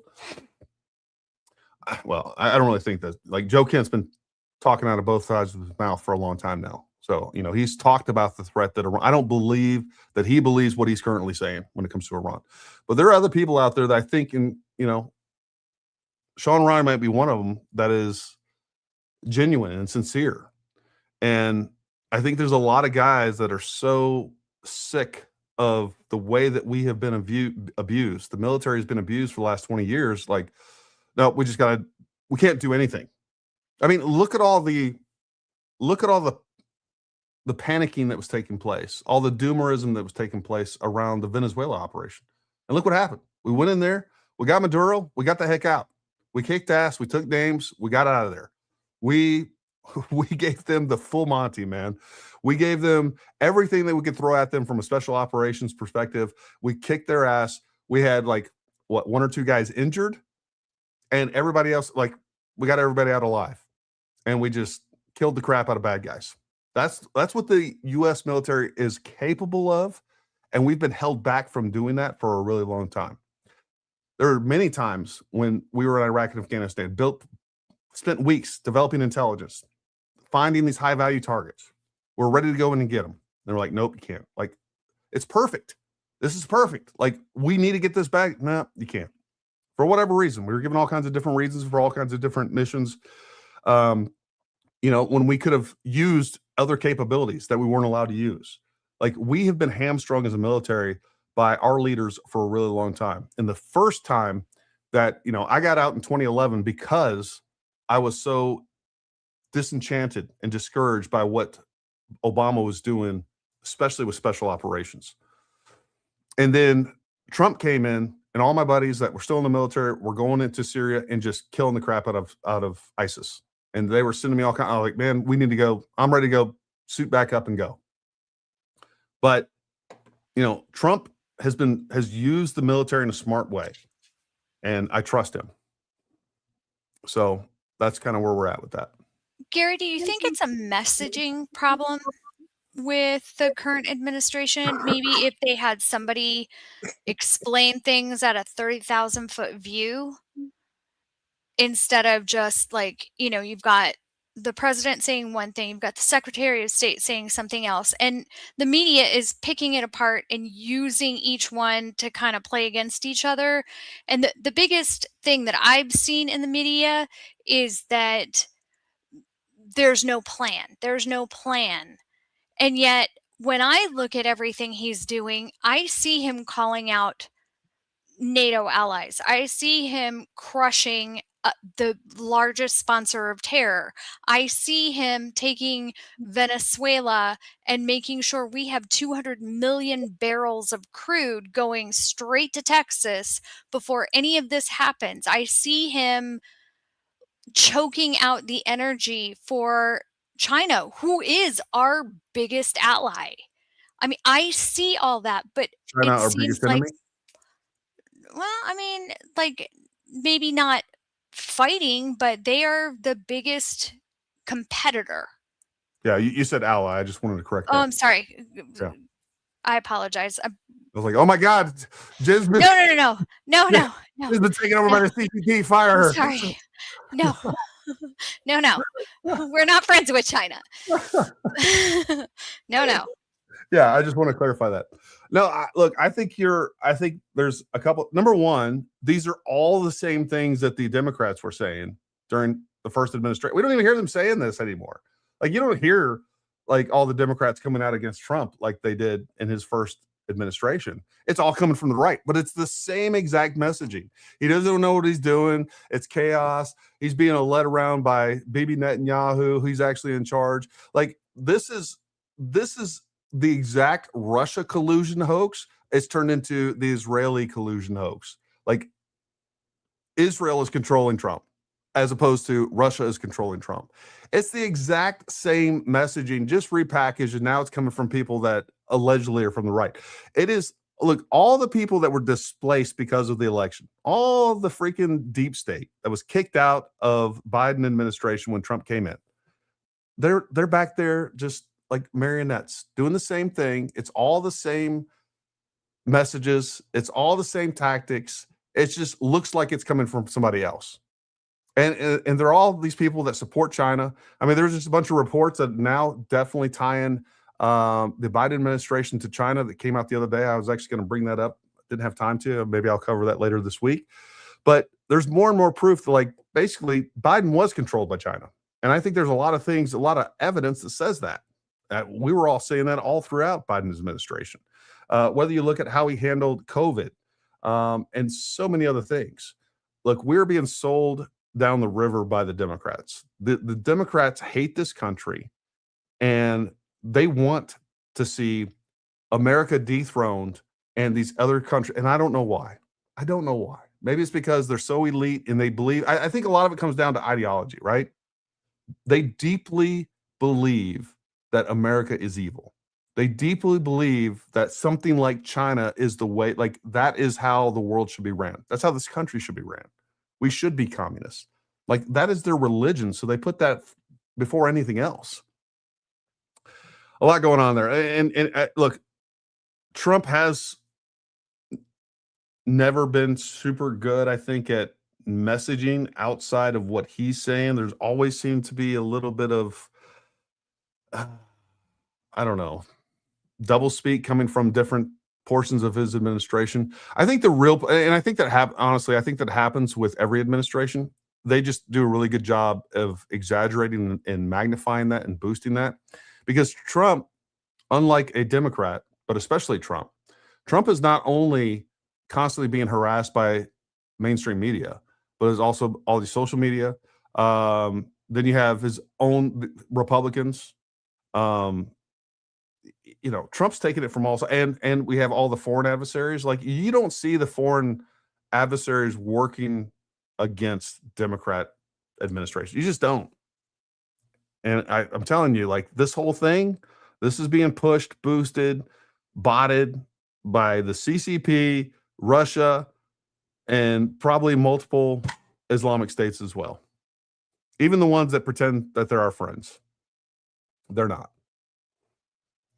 I was at Trump's Pittsburgh rally night before the election where Megyn Kelly spoke. I do believe she voted for him, but sadly now is just for clicks. Yeah, look, she's went back and forth. There's no doubt about that. There was time when she was very anti-Trump and then she was on the Trump train. You could be right. She doesn't seem to be grounded in any principles. That's my observation. 99% of the people have absolutely no clue what the hell's actually going on. Took me weeks to figure it out, thinking every single day there's a very sinister reason why it's happening. That's why you got to be so careful about who you're listening to and how they're filtering information. And look, I try really hard on this channel to give both sides of it. Look, this case with the girls' school is case point. Look, there's some information that says that it was a U.S. Tomahawk. There's some information that says it's not. And I'm telling you both sides of that. And I'm just giving you the objective, but it doesn't matter to me, because what I do know is that the whole point of them bringing up that it's allegedly a U.S. Tomahawk missile is they're trying to paint America as some war criminal. And I think we all agree. And I can tell you from firsthand experience, I'm telling you, like, there are U.S. soldiers and military service members dead right now because of the efforts that we went through and to mitigate losses when it came to civilian casualties. I mean, we do.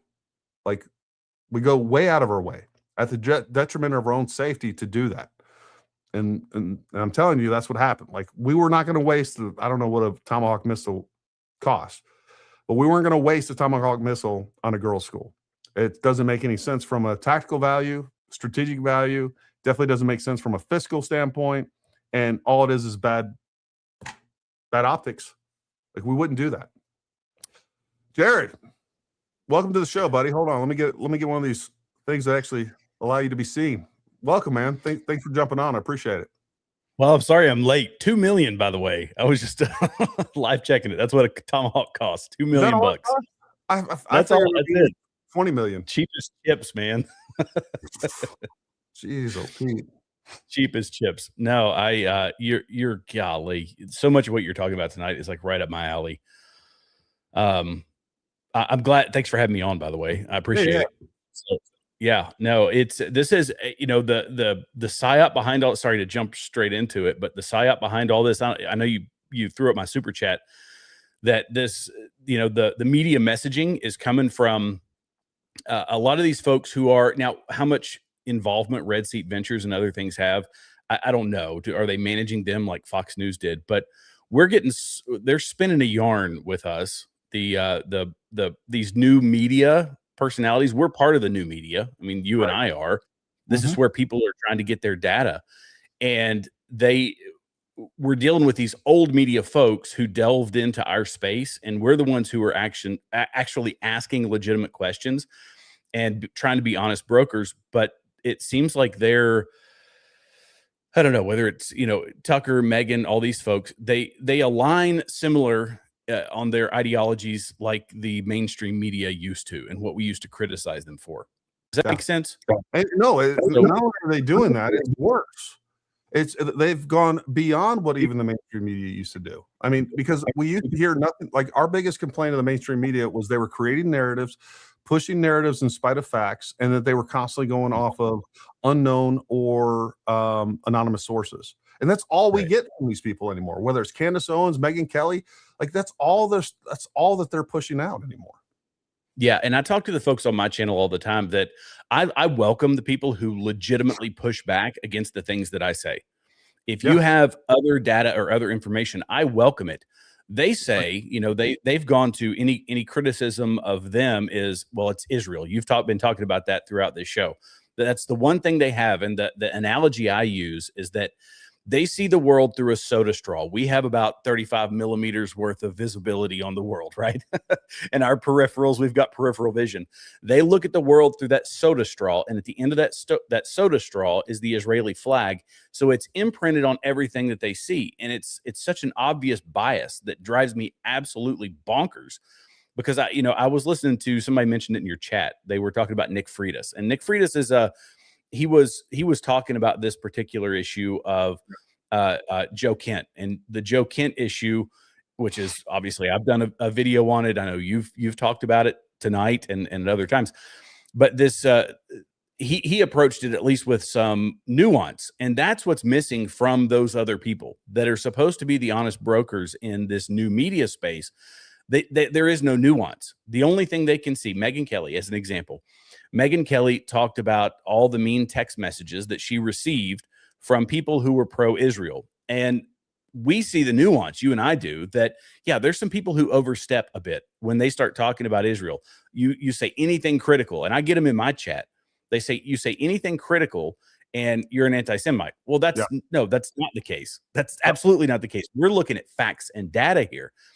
Meanwhile, the people like Megyn Kelly, who you would think would be immune to something like that, are not. And that, in my opinion, says, well, now you're just not an honest broker. You're butthurt about somebody saying something mean to you, and you're letting that drive your entire narrative, as opposed to looking at the actual facts around whether it's the war in Iran or the war Israel-Gaza, all of these things. So, I think we stand in a great position right now to let people see the dichotomy of public discourse. And I don't know, it infuriates me because my whole channel is based around not letting people, like, trying to inform them, have different opinions, welcome different opinions, and they won't. And I don't think they can. Look, I agree. And like, our moderators know it. We can't have people on here. I want differing opinions. I want disagreement, and I want to foster a community where we can talk about these things like adults. But that's not what you get. It's like, what you get over in the comments is, you're a shill, you're paid $7,000 by Israel. It's like just all these ad hominem attacks. I mean, every now and then we get, a couple of thoughtful disagreement points, and I welcome those. And I want to be able to discuss those, because just like anybody else, I am very aware that I have blind spots, right? I have my own biases. There's certain ways that I see the world, and I want to purge those. And we're going to do that through disagreement and having people on that can give me their perspective, and I can listen to it. And I'm willing to do that. But when you're not an honest broker, and I see time and time again, you're intentionally lying and you're just going around and causing chaos, like there's no point in even having a discussion with you, because again, like facts, you don't care. You don't care if you'll do anything to make your point, to push your narrative. That's the point. And that's not the way to go about things. And we're never going to get anything done or have a discussion if that's what we're relying on. You know what I think some of the most valuable words that most of those folks won't say is, I don't know. I think that is a legitimate thing. We sit here with YouTube channels, and we're on X and all of these things. There's certain things where we can say, I don't know. Here's how I see it now, right? That's if someone's willing to say, I don't know, and this is the data, this is how I analyze this data, but we will see, or it's to be determined. They always feel like this is kind of the narrative that Candace has been building. It's based on her being all knowing and some superior intellect, and like knowledge.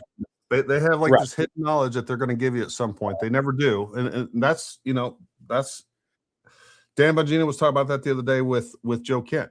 He keeps alluding to things, but he never gets there and never gives you any facts or evidence to support any of his claims. And when it comes down to it's opinions. But you're right. Like they'll never say, I don't know. They'll never admit if they're wrong. And that's another indicator of someone that is not an honest broker. Like, you get things wrong. I get things wrong. I've admitted on this channel multiple times, hey, I was wrong about this. Also, the other thing that I think is a key indicator of someone that is clearly lying to you is when they conflate their opinion or state their opinion as fact. And I try to be very careful about that. Like, here's what we know. Oh, and by the way, if you want my opinion on it, this is what I think. But that's my opinion. Right. Jordan Peterson said that once. He said, I'm very careful about my words, the things that he says. And it's true, because the internet is forever. They don't treat it as such. When somebody can, Tucker, he has, Nathan Livingstone, I think you've played a lot of his stuff before, probably. TV. Oh yeah. Milk Bar TV does an amazing job over on X. Shameless plug for him. Go follow him on X. And in his mashups, he can lay out, even in some cases, Tucker did this during the Mike Huckabee interview. In the same interview, he contradicted himself. So I've started to listen to folks, and it makes you realize that these smart people, I call them educated idiots, because that's really what they are. They're very well read. They, Tucker went to private schools, and he had the upbringing of a typical, I guess, kind of elitist sort of person. But processing that data into his opinions and whatever it is, he'll sit there in one interview and contradict himself. We have this incredible responsibility now as the average citizen who's trying to process all this data for very big issues. We're talking about international politics. We're talking about war. We're talking about, you've been talking about Iran and all the proxies that are in various parts of the globe wreaking havoc and all this. These are big, big items. And we want individual sources that we can turn to give us a fair shake on that data and the interpretation of that data. But unfortunately, the average American citizen, we have to scrutinize everybody. And that's why I tell people on my channel, scrutinize me. Like, if I say something, and other than typical misspeaks I had in my last show, I said, I used matriarch instead of patriarch. And when I go back and watch my shows to look at, all that, I was like, oh, why in the world did I say that? Those are little things. But when it comes to the core of the ideas, scrutinize them. And we have to, because just like I was talking with Red Seat Ventures, whether they're influencing them or not, I don't know, but I find it interesting that all the people who have followed the same talking points are managed by the same media company. Well, I will say, not really to push back on you, but to give a little additional context. Dana Lash, who I'm a big fan of, I think is very smart, intelligent, and honest. She did release a tweet saying that she was also they basically distribute her podcast for her, so she kind of falls under that umbrella, but doesn't have any management. So I don't know if that's the nexus that kind of ties it all together. I would like to see who else is underneath them. Well, Candace is, but Candace isn't mentioned on their website. So if you go to their website, you can see that Megyn Kelly is there, Piers Morgan is there, Kelly, what's his name? He's another commentator. Is it John Kelly or something Kelly? Well, yeah, he's on there, but they don't mention Candace Owens. Tucker is on there, but he's not on the main page of their commentators. And I don't think Dana Lash is on there either. So I don't know. Is there a common thread? I could be entirely wrong about that, but they can also have different levels of management. There could be some that they're just distributors for, and then there's some that they're actually doing. I don't know. I think it's definitely worth looking into, and I do think that is interesting. I know you put that out, and a couple other people picked up on that. I don't know if you were the first, but I saw that from some other folks, and I did think it was interesting that Dana Lash responded to that. Yeah, and Dana Lash, I like Dana Lash. I'm a pretty big fan of her. She's hard hitting and doesn't hold back. But the rumors, and again, I'm hesitant to even say rumors because I criticize them all the time. But people have talked about Megyn Kelly saying she doesn't want people coming on and criticizing these other individuals. I don't know if that's accurate or true or not. But anyway, we are being. A couple people that have said that I think are credible. I think that's, I mean, you got to take it for the hearsay that it is, but there's, it's more than rumor. We'll say that. Yeah. Let me ask you this. What is your analysis? What do you think is going on with Tucker Carlson? I stated what I believed. I know it's a question that people want to ponder. I don't know that we, without being able to read his mind, that we'd be able to figure out, but what do you think is happening with Tucker Carlson? Why the big change in the last 6 months or so? I think I honestly, the more I listen to it, I keep thinking that it is theological, that his beef is theological. And I try to stay away from the theology, replacement theology versus, Protestants typically most Protestants aren't replacement theologians, but when you listen to it, that's what he always mentions is that, he said this, I guess the Bible, the way people read the Bible, this, that, and the other. When it comes to Israel, that's the big thing. Cause I showed it on my show yesterday or maybe 2 live streams ago that his entire YouTube channel, and you could probably pull it up, that it shows it's 80%, 90% of his content is focused around Israel. And I think that it's a theological issue with him and why he has chosen to because he criticizes evangelicals who their theology, and I am an evangelical Christian, but evangelicals have a certain theology that says that Israel should be supported. It's the same one that Mike Huckabee follows and other folks like that. When you find individuals like Tucker, they have utter disdain for that view of theology and they criticize it. And yet they are criticizing the evangelical theology, or he is, and people of his ilk, in the same way that with the same level of fervor that evangelicals support it. Does that make sense? So he's saying it's stupid, but he's also making an evangelical, or not an evangelical, but a theological argument around it. So that's why he always asks the question, like, what do you mean by chosen people? What do you mean by this, that, and the other? And again, I don't get into it because I'm not a theologian, but it's interesting to me that maybe it's because he's been wrestling with his theology and his view on Christianity. Doesn't that almost have to start out with some sort of disdain or hatred for Israel to begin with? Yes, I think it does. Well, not necessarily. I don't necessarily think that it has to start with that. I think that and again, this is just my interpretation. I'm not saying this is what he thinks, but when people take this argument, it's looking at the church, at Christianity, as in replacement theology, Israel is no longer a thing, and Israel should no longer be a thing. And now evangelicals say that it is a thing because they believe in end times prophecy and these sorts of things. And they have a certain disdain for a theology that says that Israel still has a place in the end times and in the future. Does that make sense? So they'd it's have to have a disdain for at least Revelation. Like, right. I do think that the Bible's pretty clear on that. It is, and it becomes a figurative versus I listen to a lot of Frank Turek, and I listen to other apologists. There's three things that I listen to on a regular basis. And it's apologetics, it's pastors, and it's politics. Those are the three things, because my worldview is shaped by Christianity. So I scrutinize it at every level. I want to hear every possible perspective that I can.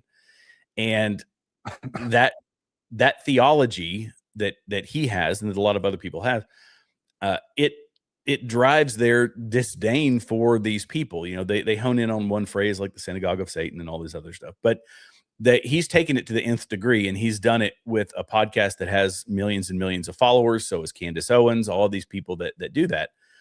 And I think that's what it is. I think it's him analyzing his theology, and he is determined that these are evil, rotten, disgusting people. And I watched his interview with, I don't recall who it was, but they were asking him, about where he stood on Zionism and whether Israel should exist. And he does the same thing that a lot of other people do. What do you mean Israel has the right to exist? Exactly. What do you mean by a right? Oh, come on, dude. Address the question. But instead they obfuscate and they try to change that. Well, I don't think you really know what they go after the interviewer rather than answer the question. And I don't think, I've wondered the Qatari money and people make those claims. I don't know that I necessarily buy that, but I do think that he has been the guy that invested in his company, or in his media company. What was it? What was his name? I can't remember. Hey, Jenna, if you can find that real quick, pull that up. The guy that invested in Tucker Carlson's media company. I think that's a relevant piece of information. I do remember hearing that. I don't remember the details. Let me ask you this, because here's where some of this evangelical Zionist narrative thing for me falls apart. Mm-hmm. If you'd ask, like, I've grown up, I guess, evangelical, non-denominational, wherever, I'm a Christian, right? And have had a different levels of actually living my faith all throughout my lifetime, right? With that being said, if you asked me 6 months ago, Gary, are you a Zionist Christian? I've been like, I don't know. I guess like define Zionism for me. And if we look at Zionism as, do you believe in Israel's right to exist? Yeah, I do. Like, I think they have turned this idea that evangelicals support Israel no matter what into it. Like, they've created a caricature of that that I'm not sure actually exists. Like, even some of the most ardent evangelicals that I know, like, what's going on with Israel is not at the top of their list of what to worry about or has anything to do with their personal walk with God. You know what I mean? I feel like they've created an issue and turned it into something that actually doesn't exist for most people. I would agree with that 100%. And I know people in the Christian world, because I've worked with a lot of like Christian nonprofits and other things, and I've come across all manner of folks that are, you support Israel no matter what. And then there's other folks who say, yeah, of course, I support Israel, and I believe that this is something that's being fulfilled by biblical prophecy. I did not intend on talking biblical prophecy, by the way, and I'm not the subject matter expert on that. Well, let me ask you this. Out of all the Christians that that were Zionists, the ones that you're saying that, hey, I've known people that were like, I support Israel no matter what. Like, I mean, what percentage of Christians or evangelicals do you even think that is? To me, I think it's probably like maybe 5%. I don't know. I don't think it's that big of a number, to be honest with you. that are staunch Zionists. Yeah, like no matter what, like I'm going to support the Israeli government. That's a small percentage. That's a small percentage because we can look. I can separate my belief in Israel's right to exist because Tucker says, well, what do you mean by right? Well, I mean that we shouldn't just say go ahead and let all the Muslim countries around them just crush them as they would. Their ideology would have you believe they should do. That's ultimately what they want. None of them, even the ones that are friendly, if you follow their ideology to the nth degree, Israel no longer exists. So do I think that we should be on the side of the people who built a nation from nothing, kept the same religion, kept the same culture, kept the same language for thousands and thousands of years? They used the diplomatic process. They used politics and other things to get themselves back into that same homeland, their ancestral homeland. Do I have an issue with that? Absolutely not. Should we just allow them to be run roughshod over? I don't know. No, I don't think so.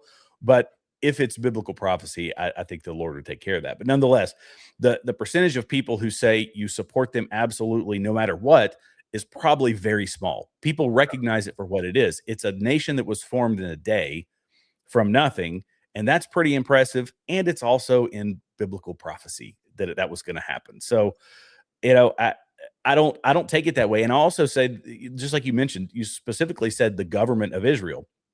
No, there's a difference, right? The government of Israel is a secular government. It's a nation like any other, and it's an ally. It has been an ally.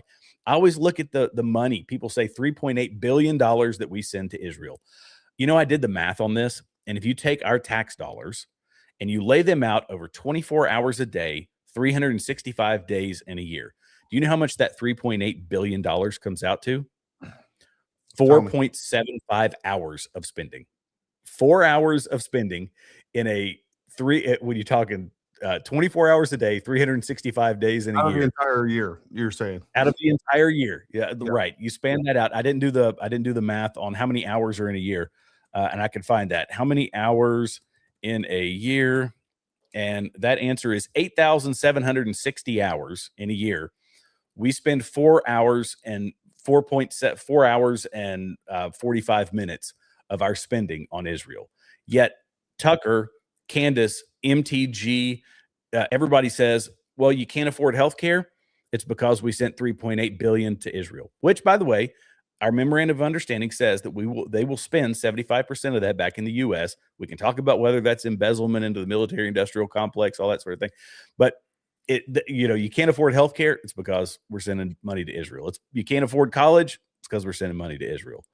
I'd like to see what's compared to the Somali fraud that was taking place in Minnesota. Now we're seeing it again. Also, Nick Shirley is about to release. He may have already done it, but he's getting ready to release the fraud, waste, and abuse that's taking place in California as well.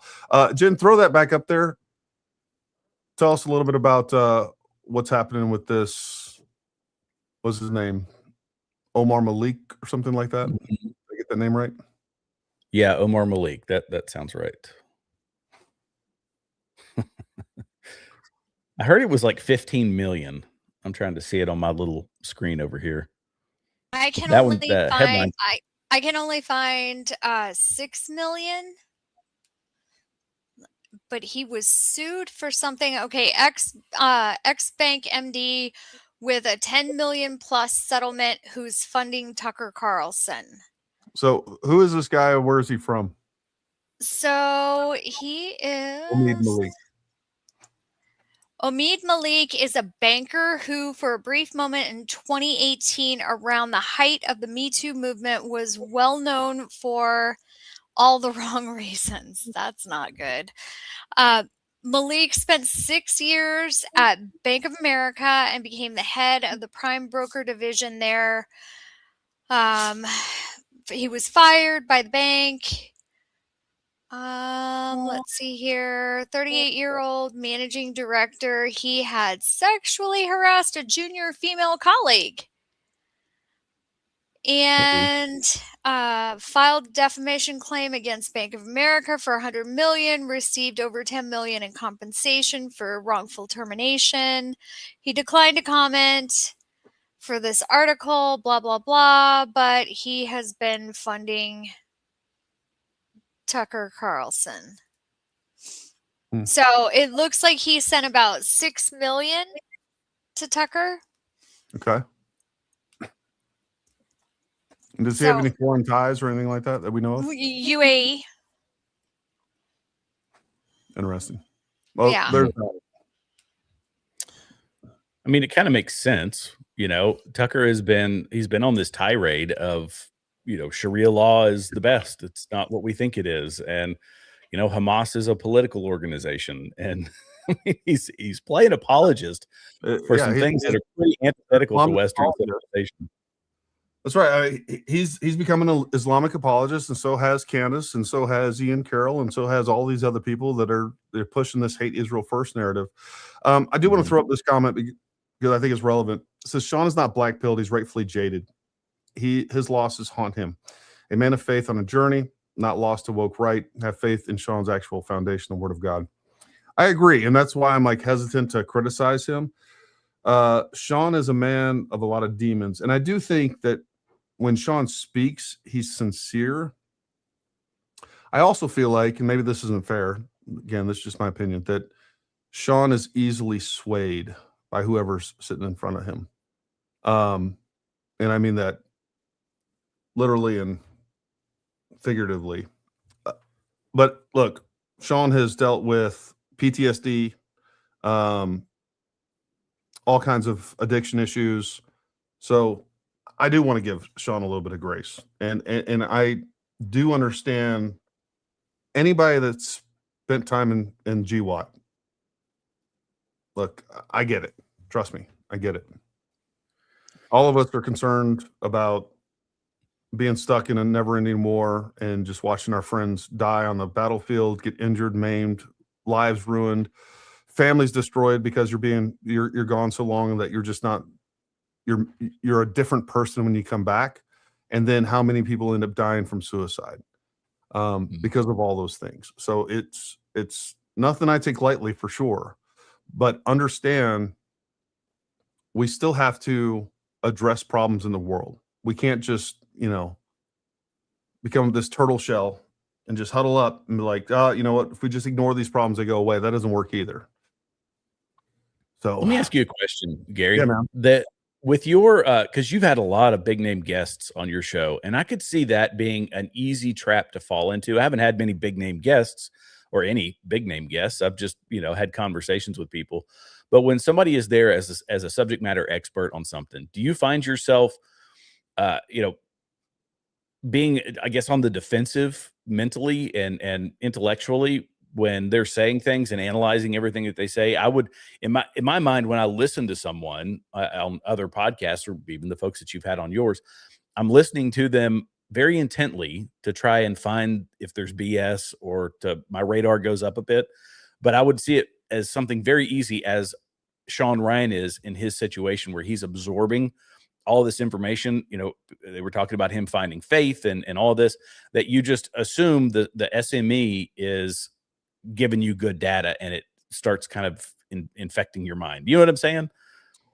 I do. And no, like I am always cynical when it comes to everyone, right? I'm listening to one piece of information and, no, like I don't know. Like, I don't know. Just that's the way that I'm built. I'm a contrarian, and I almost want to default to whoever I'm talking to. I don't want to believe you, and I want to find areas to kind of probe where you're incorrect, but at the same time be respectful. But and I try to tell people that, it's like, especially when we have guests on, like I've talked about Ashton Forbes. I think Ashton Forbes is an honest guy. I don't know some of the information he's telling me if it's true or not true. And I try to tell people, like, everybody that we listen to, you got to listen to with some cynicism and a little suspicion, and don't take that one person's word as gospel. You need to go out and find additional information. I mean, the same's true with Tucker Carlson. Like, I used to listen to Tucker Carlson's podcast every single day. And even when I did, like, there was a lot of things I'm like, no, that's BS. No, it's like, generally speaking, we're good. And then we started, I felt and saw this transition. And I was a little bit in denial of it at first, but where it hit me was his speech at Charlie Kirk's memorial, where he started talking about, these people in the back room eating hummus, trying to determine whether or not they're going to kill somebody. I was like, wow. And then what further cemented that, it was like, okay, just defend that. That's fine. If you believe that Israel killed Charlie, tell us more about it. But then 2 days later, when he's trying to say, oh, I wasn't talking about Jews. What are you talking about? Like, really? You're going to be so like, I was done with him at that point. And that was somebody, like, if I was going to take anybody's word as gospel, it would have been Tucker Carlson. But even then, I was always skeptical, to say the least. And that's just how, when I listen to people, and, I don't take anybody's word as anything. Like, go ahead, Jen. I think that's why so many of us are drawn to the show, and people on the team are very committed and loyal to Gary, because he listens to both sides. He doesn't prejudge anyone. He listens to all the facts, and then he does his own research, and then he comes up with his own opinion. He's not swayed by someone who is, famous, or someone who's getting a lot of likes. He literally will listen to both sides, investigate, and then come up with it. And the other thing is, he is willing to admit when he's wrong, which is not normal in today's society. That's a great point. I mean, I know we're stroking Gary's ego here, but no, you're not. I'm feeling super uncomfortable. But no, it's true. Just for the listeners out there, that's what you're looking for in commentators, and that's what's going. I feel like people are waking up to that sort of thing. That they're being, the propaganda machine is never stopped. We started getting new media, and people left the old school media, Tucker and Megyn and the like. They left the old school mainstream media, but they're still the same people. And they may have been, truth seekers at one point, but when they become so ideologically captured that they start making a show that is the most important thing is your ideological end, not the facts. And that's what that's what it feels like with a lot of these people. Or it's, hey, I want to make a show that people are going to like, or, chasing views, chasing popularity. It's really chasing popularity, right? And look, I've had these conversations with some big time creators where I've been on the phone with them, and I'm telling you, folks, there are lots of people, and I can't speak for all of them, but there's definitely people that I've talked to that are 100% committed to saying whatever to get the views. And I just don't care. I just there's nothing more important to me than my integrity. I just don't care. I don't care if I have 5 people on the show or 10,000 people watching. Couldn't care less. As a matter of fact, most of the time, the truth isn't going to be popular because it's not sexy. Like, a lot of times it's more simple. It doesn't involve this conspiracy. It doesn't involve this, we don't get to go through the depths of the darkness and finding the light and the truth and take you on this journey that's going to be 47 episodes long.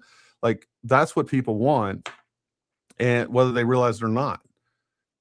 And, that's why Jerry Springer was so popular. That's why soap operas are so popular. That's why every time that you go to a movie theater, a blockbuster is going to be this big fiction, action, fun thing, as opposed to a documentary that's going to give you truth. Like, the truth isn't always sexy, but the truth is really, at the end of the day, the only thing that's important. And I don't know what to say. Let's throw some super chats real quick. Don't Bug Me, super sticker. Thank you very much, Doug. Don't Bug Me. We appreciate you. Release the Ayatollah files. Candy and Ryan are in. The Ayatollah files. Acts 8:27. There is a Queen Candace mentioned in the Bible, Queen of the Ethiopians in the book of Acts. Weird. Somebody look that up. Jen, look that up real quick. What's Acts 27? I know what Acts 2:38 is. People aren't going to like my opinion on this, but Tucker hasn't been the same ever since he claims to have been attacked by the demon of the night and had gouges and blood on his sheets. I feel like that was after all of this, right? I like I said, I think that was post Charlie Kirk's death, and I feel like that's for me was the time that things changed. I could be wrong. I'm not sure exactly when he claimed that. That's a good question. I don't remember. I feel like he mentioned it post Charlie Kirk's death, but it may have happened before. Yeah, I don't know. That's true. I think Tucker is just making news. He's rich, doesn't care, and knows Islam takeover is a huge topic. He knows he will get the loony left and Muslims just like in the UK with labor. You know, that's a good point that I hadn't really thought of before. Maybe some of this is, look, when we talk about views, I always think about views just from the United States perspective. Maybe a lot of these creators are thinking on a global perspective. And he could be right. You know, Sivo 666 there. You need to change that number, big guy. Yeah, that weirds me out. Does clicking off of that just in case. Anyways, that is a really good point that I haven't thought about. Maybe this is more about global views because guess what? I mean, I think a lot of the views that Candace gets, Tucker gets, I think some people have pointed out those metrics. I'm not sure what they are exactly, but that could be something that they're considering. And part of their calculus is what's going to get me more global views. Can I 10x what I'm getting here in the United States by switching my message a little bit? I don't know. I think that's a great point, though. I never thought about it. Yeah, I never thought about that either. Tucker has become sanctimonious, snobbish, egotistical, religious kook. Don't trust anyone who claims they know the truth. That is another great point. Again, you know, that's why people are following Candace. At the end of this, you're going to get to the truth. She's never going to give it to you. She's going to allude to it and telling that she's revealing something. And the same thing with Tucker to some extent. It's this journey because I have the truth and eventually I'm going to give it to you. You just got to watch every episode until then or tune in next week. In all fairness, we liked him because he was snobbish, egotistical, and sanctimonious when he was more on our side. You know what I mean?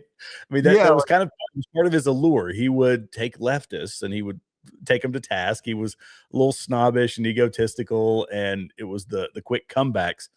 But now he's turned it on his own people, I guess you would say. Yeah, we liked him for the same reason that we like Trump, is that he wasn't going to apologize for anything he said or anything that he believed. And unfortunately, you know, that's where we're at.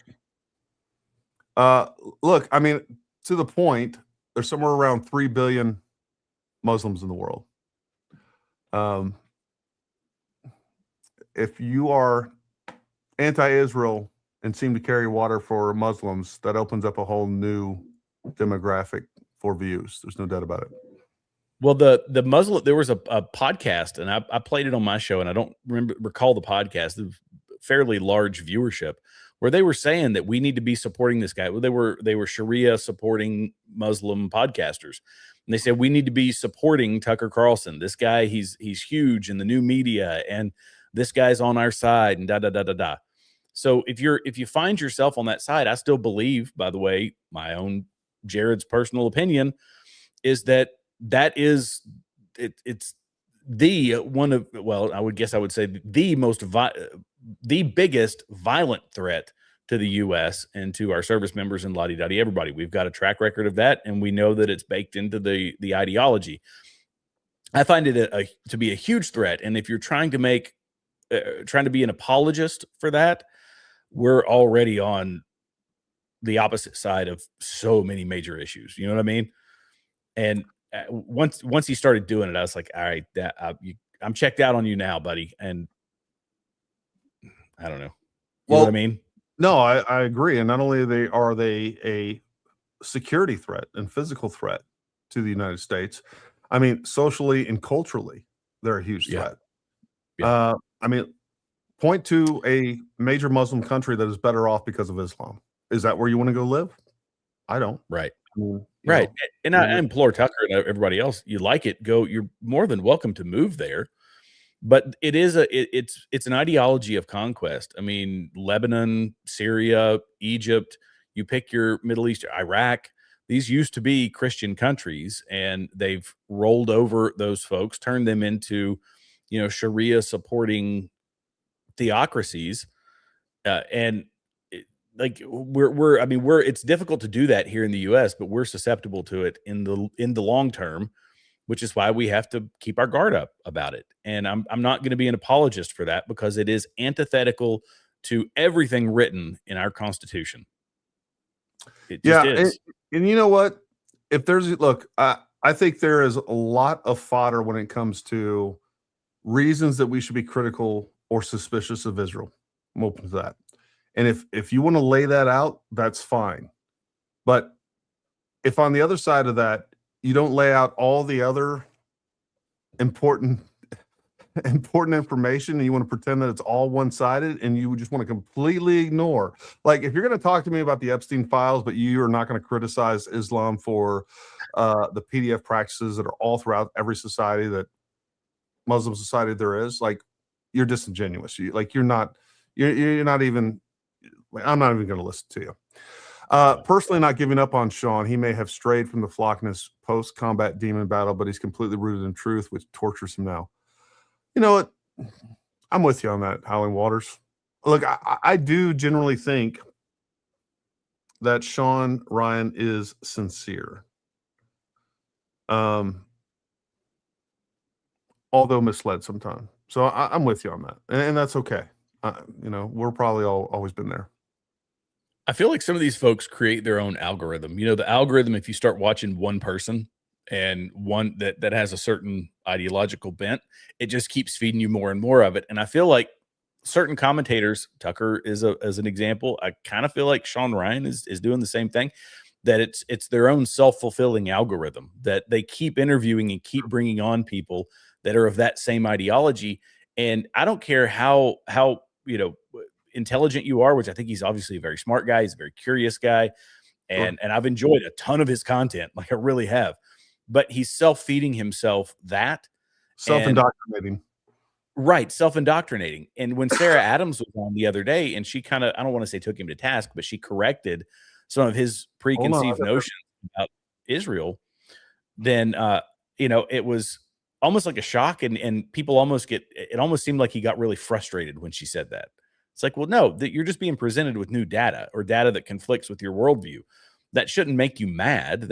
Or frustrated. That should just be welcomed. Oh, okay. I've never actually looked at it that way. But his visceral response seemed to be, at least the way it looked to me, he was like, wait. What are you talking about? No, I couldn't agree more. I think, look, we all have confirmation bias, and some of us are aware of that and some of us aren't. And I think that feeds into it. It's like, you just want to have on people that reinforce what you're saying without any opposition to your belief system at all. I think that becomes dangerous for all of us. I think, if you look at the conflict right now in Iran, and I said this yesterday, that I was pissed at Israel for hitting that oil field, in the largest oil field in Iran. I was livid about that. Mm-hmm. And I'm livid about it because I understand that there's a long-term gain that has to be made in that country. There's a long-term plan, should be, for that country. Israel gets over its skis, and they think, well, the U.S. is going to support us no matter what. And they're just going to kind of take it rolling over. And Donald Trump didn't do that. But that oil field is what's going to provide the next regime with revenue to rebuild the country after we bombed the fire out of it, as we should be, I believe. And they got over their skis for whatever reason. I don't know why they did it, but was that ever determined? Because I also heard that it was Qatar that did that. I don't know if there's any resolution to that. Yeah, I'm perfectly willing to believe that Israel did it. I have no problem with that. Well, Netanyahu said we did it. Okay. So Netanyahu said it, and Trump said we didn't do it, and Qatar didn't do it. And Trump said they will not launch another attack like this again. And Benjamin Netanyahu came out in a press conference and said that was us acting, autonomously. The U.S. was not involved. Qatar was not involved. The president has told us we're not to do another attack like that, and we won't. And he said it. You could tell he was like a whipped puppy that okay, he said don't do this again, and we're not going to do it again, which flies in the face of the narrative.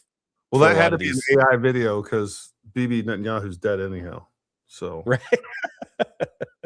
Khan says, So although Gary will never admit to wearing medium shirts to look tougher. First of all, my shirt size is extra medium, not medium.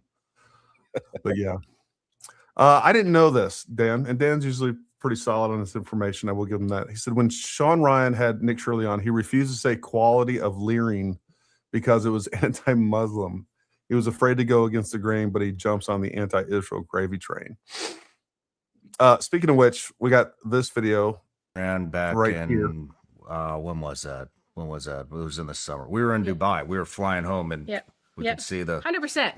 So the thing is, and Iran knew this anyway. We were always going to bomb Iran when we found out they hit a certain level of enrichment, or they could get close to putting. How did we find that out? So, because here's what's interesting to me, and I can't tell you who told me this, not on air. Not one of our intelligence agencies fucking said that they were enriching uranium. It was Mossad that came along and told us that. Well, the first thing is you have to remember, Mossad has way better access in Iran than we do. Just to be honest, I have some better accesses in Iran than the U.S. government does. So we have to be really honest about that. The U.S. does have bad access in Iran, so they've always had to rely on other people. So that's no conspiracy.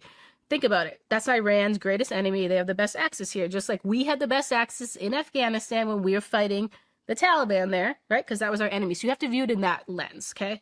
So that's not a conspiracy. Okay, but remember early on in Afghanistan when we would go into these villages and we would just take somebody's word for it? Oh, no, they're the bad guys, not realizing that these two groups have been battling each other for 1,000 years. Mm-hmm.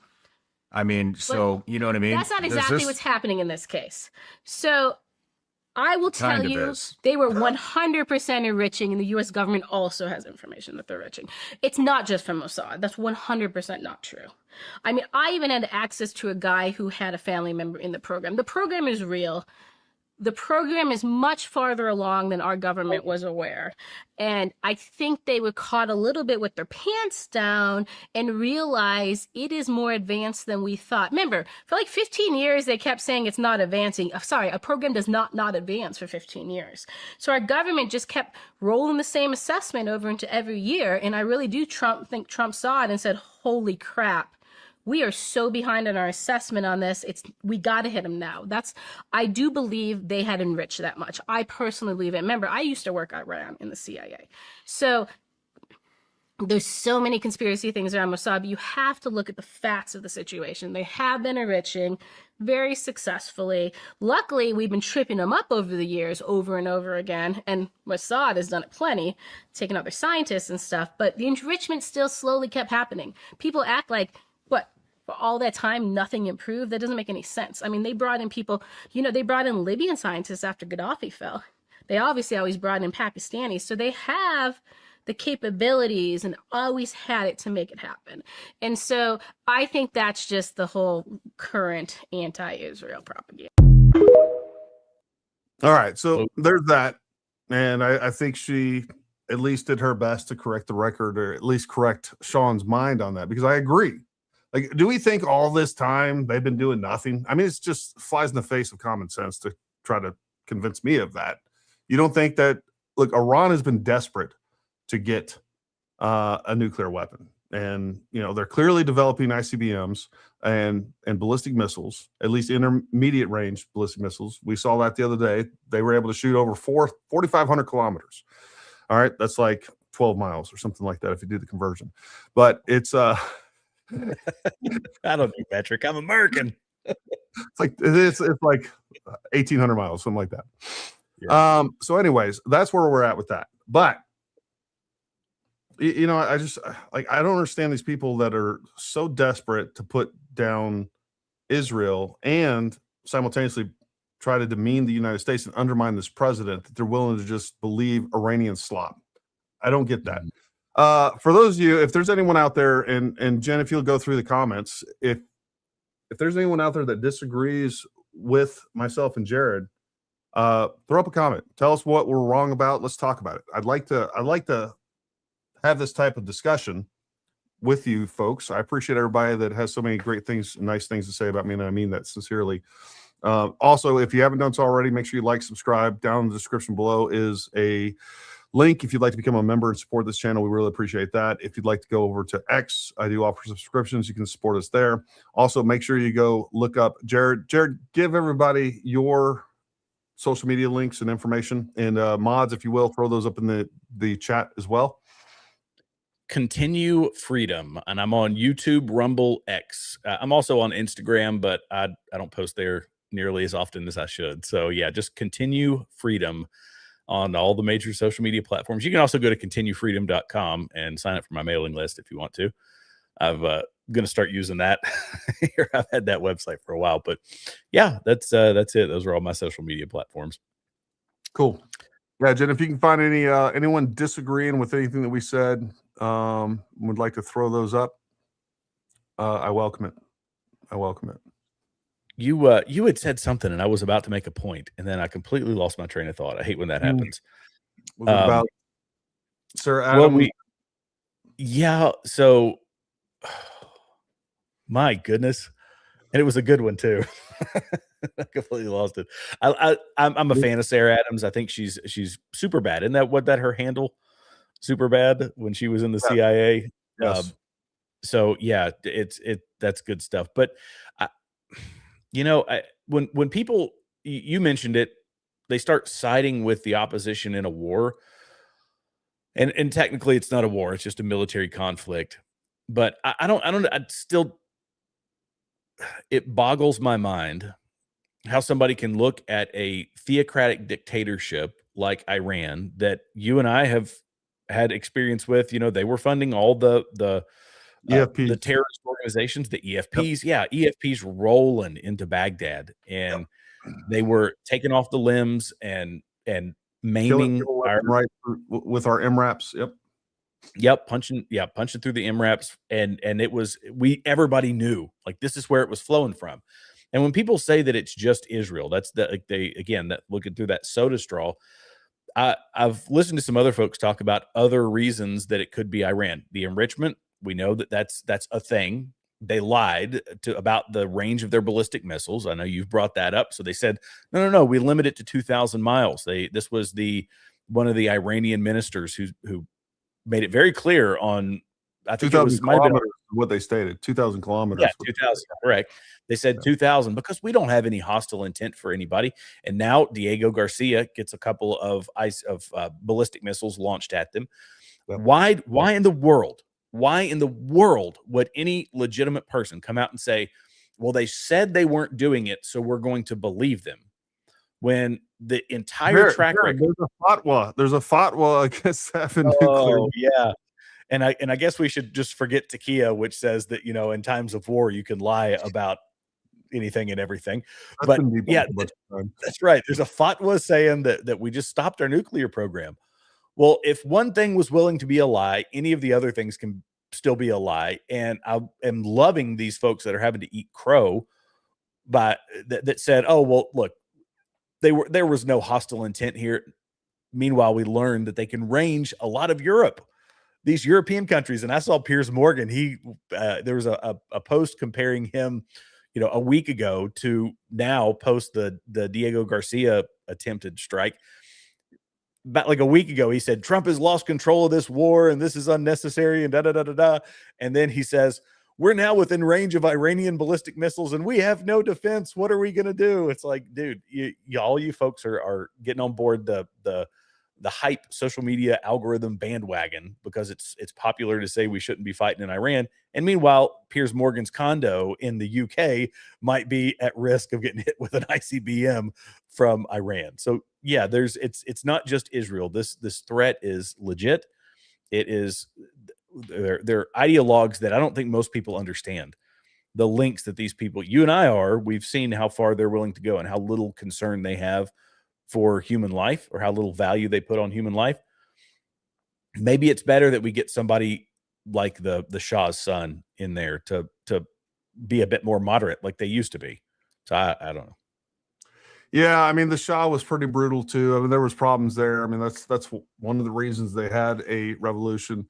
Look, at the end of the day, I mean, we can't police the country, but I think the red line that Trump has laid out time and time again, and I think most Americans and most people that have voted for Trump agree with, is like the red line is nuclear weapons. If you want to kill your people out in the street, I mean, that's fine. Hopefully they'll rise up against you and actually have a revolution. But if you're going to threaten us with nuclear weapons, you're going to threaten our allies with nuclear weapons. That's where we draw the line, because you don't get to be a homicidal state and funding terrorism all over the world, killing Americans, among others, all over the world through Hezbollah, through Houthis, through you name it. Yep. Well, and even the Shia, so they supported, the Shias, but the Sunnis, they talk about those divides. They're selling to anybody and everybody. And if it's not them, it's the people that are downstream from them. Arms dealers that are dealing in EFPs, they don't care about Shia or Sunni. They'll sell to anybody. It's especially if they know that they're going to try to target U.S. and or whether that be American stateside or abroad, they will happily fund and give material support to that operation. So many people don't understand the enrichment process. Once they achieve 69%, they could actually build a low yield nuke. But once you get to 60%, your equipment is 90% there to achieve nukes. And again, this is the whole thing. I think it's what is it, like 3% enrichment that you need for energy, something along those lines. Somebody look that up, check that out for me. But there's no reason they should be sitting with 400 kilograms of nuclear material that's enriched beyond 60%. And it only takes a few days or weeks, like a week, to get it from 60 to 90% weapons grade. So that's where we're at. Valhalla VFT. I'm sorry, I didn't mean to cut you off. Between 3 and 5%. Uranium for commercial nuclear power reactors is typically enriched to between 3 and 5%. And again, the Trump administration offered all kinds of deals where we provide them uranium. We provide them all kinds of support and help and assistance with their energy production, as long as they weren't doing it themselves, among other things. Like, we've bent over backwards for these people. Time to have a little peace through strength. And guess what? Sometimes you gotta input the strength portion of that and drop a few bombs on people. Valhalla VFT also very critical of Trump for every minute, like what Owen Schroeder has turned into. Like, I just don't get it, man. Valhalla VFT has been like absolutely all that stuff has been nutso anti-Trump. Yeah, it's crazy. I've said this before. I'm going to say this again. I'm just not going to comment on that. What I will say is this, because he was in the regiment, and I don't need to comment on him because he's not even the main source of all this stuff. So it's just, and I know people love that. Like, you guys love drama, especially between two Green Berets. So you can go say, this Green Beret said this. Well, this Green Beret said this. Like, I'm not going to participate in it. What I am going to say is this, is that what is the alternative? You want to go back to Biden? Like, can we just agree that no matter what, Trump is so much better of a president than Joe Biden? And the only people that believe other than that is diehard Democrats to begin with. Like, from an economic standpoint, from a security standpoint, from immigration standpoint, like, you're never going to get. I laid out all the successes of the Trump administration. We got net negative migration happening, folks. We have approximately somewhere around 3 million illegal immigrants. We have 3 million illegal immigrants that started off in this country are now gone since the Trump administration, through one means or another, and we're getting more every single day. The red states, look, ICE is going through red states and many Democrat states as well. They're deporting people left and right. You just don't hear about it. It hasn't turned into a big thing like we saw in Minnesota. What are we looking at here, Jim? Oh, God. I was going to mention that this is also why the whole, I know Nick Fuentes says it, that I'm just vote Democrat. We have to consider the fact that we are in an executive order dilemma right now, crisis. I would say it's an executive order crisis that we have, because Congress hasn't been doing a lot of this stuff is done. That what Trump has been doing is through executive orders, which means the next time a Democrat is in, just like Joe Biden did, everything gets wiped out. You wipe out all the progress and everything can stop, and it can be done with the simple swipe of a pen. and the border can be opened back up. Like all this stuff can be done because it's not Congress that's doing it, it's executive order. That's a crisis situation. So to say that now, well, we'll just vote for Democrats, just vote for Democrat. The GOP has let us down because they didn't release the Epstein files quick enough. And they need to experience a serious loss, as Nick Fuentes would say. Well, yeah, you can do that. And then all hell is going to break loose under a Democrat president, because Donald Trump is using the pen a lot. Very, very heavily. So we need the support and the cohesion on the right. It's more important now than it ever has been, because it needs to follow Trump into the next presidency, which hopefully would be a Republican president and a Republican. We got the midterms coming up, that if we can maintain control for the next 2 years after the midterms and into another Republican presidency, maybe long-term gain can be done. I mean, I guess I'd like to say through Congress and things actually written into law, but we'll see. But nonetheless, if it ends after Donald Trump, look, the 3 million people who left because of self-deportations, they're just going to come right back across the border again. Yeah. You know what I mean? Yeah. So yeah, stop saying to vote for a dadgum Democrat. No, they're so ideologically, like they're not even in the same ballpark as us. Why in the world would you say that that's a valid course of action? Yeah, it's not. And that's the thing. It's like, okay, you want to punish the Trump administration. And by the way, I don't think these people are even conservative to begin with, but you want to punish the Trump administration because they didn't get your little pet projects done as fast as you want to. He's been in office a year and what? 2 months, 3 months? 3 months, yeah. Like he's gotten a lot done. And so the way that we're going to fix this is have a Democrat coming back in office. We'll lose the midterms. We lose the House and Senate. So the last 2 years of his presidency, he's a lame duck president. He's not going to get anything done. So now they're going to use that as a weapon. They're going to weaponize that and say, look, Trump didn't get anything done in the last 2 years. I wonder why. Well, it's because you guys tried to push us into losing the midterms. And then we didn't get anything done. And now we have now 2028, we have a Democrat come in and we just dig the hole deeper.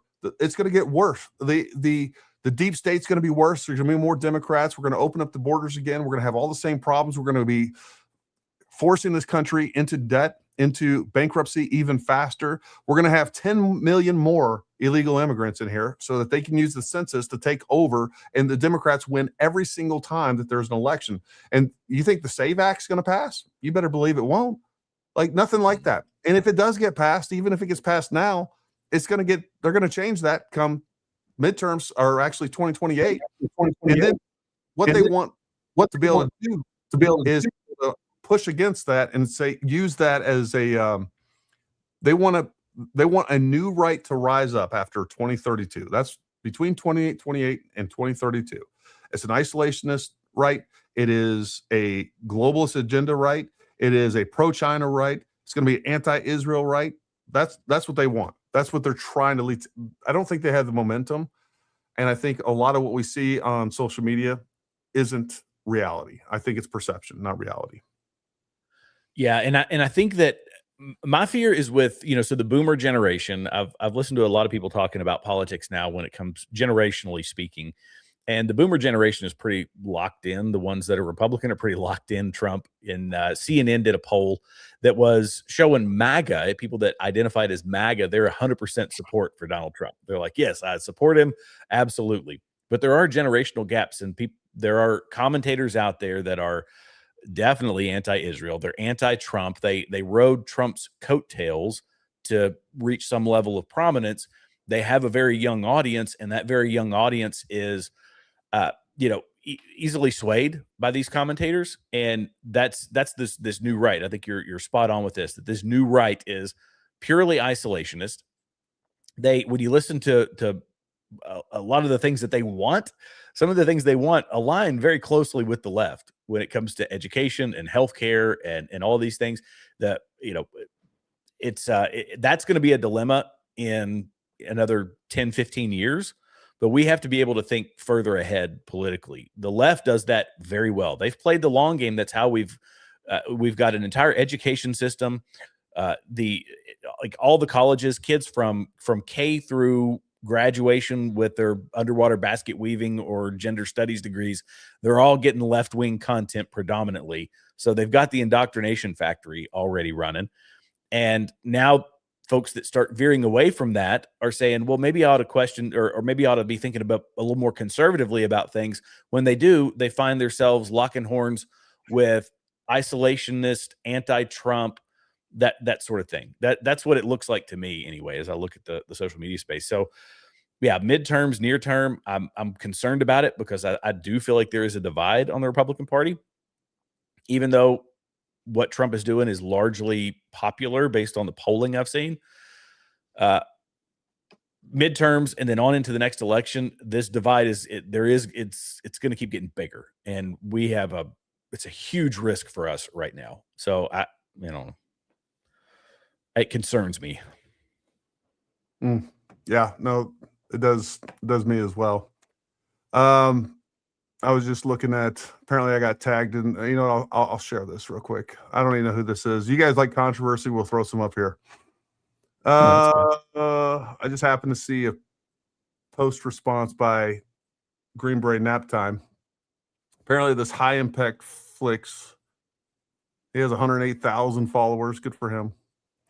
Apparently he goes through our last video. I'll end up watching this at some point. You guys can go check it out. Since you missed it, detail number one in this live stream, every participant takes Dan Bongino as a serious source of logic and reason and not as a lying government insider who now hypocritically toes the official government story he once disparaged. What you'll notice that I've already looked through this is that he doesn't give any argument at all whatsoever. I'm curious to see what he says. Some of the clips that I played, all that Dan Bongino is saying is like, hey, Joe Kent, quit being this person that has this secret information and this hidden knowledge and provide it. What are you saying? What are you saying? I don't know what's wrong with that logic. Seems pretty common sense to me. You buy into all the belief ending MAGA, which is a psyop itself, will destroy America, and you offer no proof for that assertion. Well, actually, I do. I don't know about proof, but I talk about the trajectory that it's going. If you want to end MAGA and replace it with this woke right ideology that hates Israel, that is an extreme isolationist, that will be the destruction of the United States. And by the way, I also think that is the globalist agenda repackaged for the right. That's what's going on with that. Just so we're clear, high impact flicks. Detail number three, a guest on the stream, you consistently exhibits characteristics of dishonesty and dishonor in simple conversations. He's talking directly to Green Beret Nap Time. I've never seen Chase be dishonest about anything. You can disagree with him, but that's fine. But I haven't seen anything that Chase says that can be pointed as a outright lie or anything else, or even being deceptive. He's a pretty straight up dude. That's why I like him. There is a dual psyop supported by you, Gary, and the heavyset female guest that has hypocritically spin the condemnation of Owens, Carlson, and others as you engage in your own version of the left-right propaganda lie. In short, while you bemoan MAGA fracturing propaganda, you craft propaganda outposts of your own. No, what we're saying, this is a great response. This is a great response. Also, this, not an argument. I mean, wow. It's always interesting how they spin that. No argument whatsoever.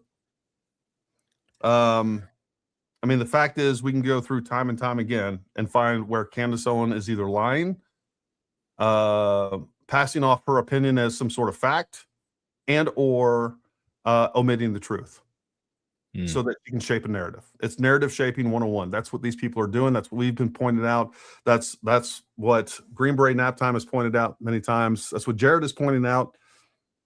I don't know what to say about it. You know that. Wow. It's the spinning opinion into as if it's fact is that I mean, there's a lot to it, but that part of it, I mean, to use a term, it sticks in my craw. But every now and then I bring up my East End. But it's yeah, it's always like easier to attack the messenger than the message. I mean, that's what it comes down to. That's why they reduce themselves to saying, "Hey, you're paid," and that's, you know what, this is why I try to stay away from that when it comes to Tucker Carlson, Candace Owens, Joe Kent. I have no idea what is motivating them to do what they do. And it's probably different for all of them. I don't know, but I can tell you that what they're saying is, we can point to a lot of additional facts to say that doesn't sound true to me. That doesn't look true to me whatsoever, depending on who we're talking about. It's more clear on some than others. Joe Kent versus Candace Owens are two different things. And I can also, when we're talking about Joe Kent, look, the way that he went about that was completely disgraceful. That is not how, that whole thing just smells of, it's just a publicity stunt. It's a publicity stunt. Like, you immediately post your resignation to X. That's I don't even know if he gave it to President Trump before then, but you post the resignation on X. You make this big public thing. You immediately jump on the Tucker Carlson show. You immediately go to Candace Owens. There was another podcast. I think he's getting ready to go. Oh, he already went on Megyn Kelly. Mhm. I mean, well, how are we supposed to take that seriously? I made a long post and it actually got a little bit of traction, which over on X is hard. It's hard going on X for some reason, but it was a lengthy post saying he's got a very good publicist. This was my assumption. If he's doing it himself, okay, fine. I've got other questions. But the way I wrote this was, he got within 48 hours of being, of resigning, he was in person on some podcast. Megyn Kelly, I think he did remote. But he started scheduling this. You understand, having a guest show up in a studio, a lot of these bigger podcasts are doing this months in advance. There's travel arrangements. There's all sorts of logistics that go into somebody popping into a studio. And honestly, I do podcasts, like produce them for other people, and I won't say who, but I help them with podcast production. To do in-person stuff is logistically difficult. He was planning this for a long time, and it's all of a sudden, boom, he's appearing now on, Tucker Carlson's podcast, which, okay, the first person to say something. Real quick, to your point, he was on Tucker Carlson's podcast less than 24 hours from the time that he posted his resignation. And then on top of that, it was stated in Tucker Carlson that he stayed over that night. So, like, within a couple of hours of actually posting his resignation, he was at Tucker's compound, wherever that is, in, I don't know, Maine or Connecticut or somewhere, New Hampshire, I think. New Hampshire, whatever. So he was there, stayed overnight, and then did the podcast the next morning. I mean, that is contrived. That is engineered. It was like, oh, hey, I just saw that you resigned. Would you like to come be on my podcast? That's not how that works. Right. And we know that when people come out that quickly after something like this happens, the first person who gets their message out is the one who is perceived as truthful. Anybody else who comes after the fact is seen as it's a response only because it's the counter narrative. Yeah. Right. The counter narrative is seen as less credible than the first person that comes out and says it. So he knew that this is what he was going to do. It is so coordinated that there's no way you can say it's not wildly suspicious, but just disingenuous and pretty deceitful. Not to mention that if you go through him historically, the things he has said, and this is kind of a question I have for you, because I know you asked it to me and I'm really curious of your opinion. People that have acknowledged that Iran was this threat, acknowledged that Iran was seeking nuclear weapons, that they were building their ballistic missile capabilities, that they've been funding terror all around the world, that they've been responsible for the deaths and maiming of service members, U.S. service members. This has been known for a long time. In very short periods of time, they changed their narrative. Why do you think that is? Because it's not normal. I change my opinion on things, and I'm sure you've changed your opinion on things, but it's done over the long term with research and revelations of new information. With no new information available, what would lead him to change his opinion as quickly as it did? And not just him, but other people too.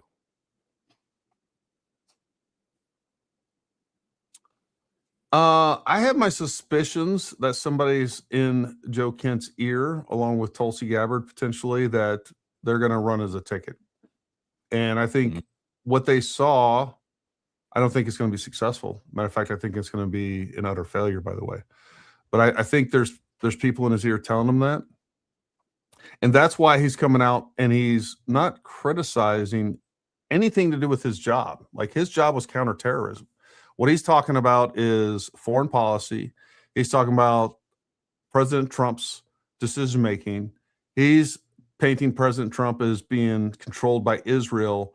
And I think he's going to contrast either himself or on a ticket ultimately with Tulsi, potentially in the future, or maybe just himself. Maybe it's his own thing. But I think politics are at play here with him.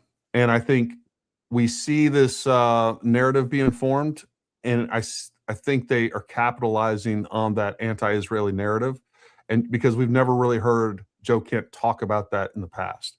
I've looked over his tweets. He's very pro, like, kinetic strikes on Iran. You can pull up 50 tweets where he's saying that, like, hey, they've attacked us many times in Iraq and Afghanistan, or at least in Iraq. And, you know, we need some kinetic strikes on their missile capabilities, on, you know, undermining and trying to destroy their military capabilities. Like, there's 50 tweets of him saying that. And he talks about in his book too. And how suddenly we're like, we shouldn't do anything to Iran. Like, we should just leave them alone. They're not a threat. No, they are a threat.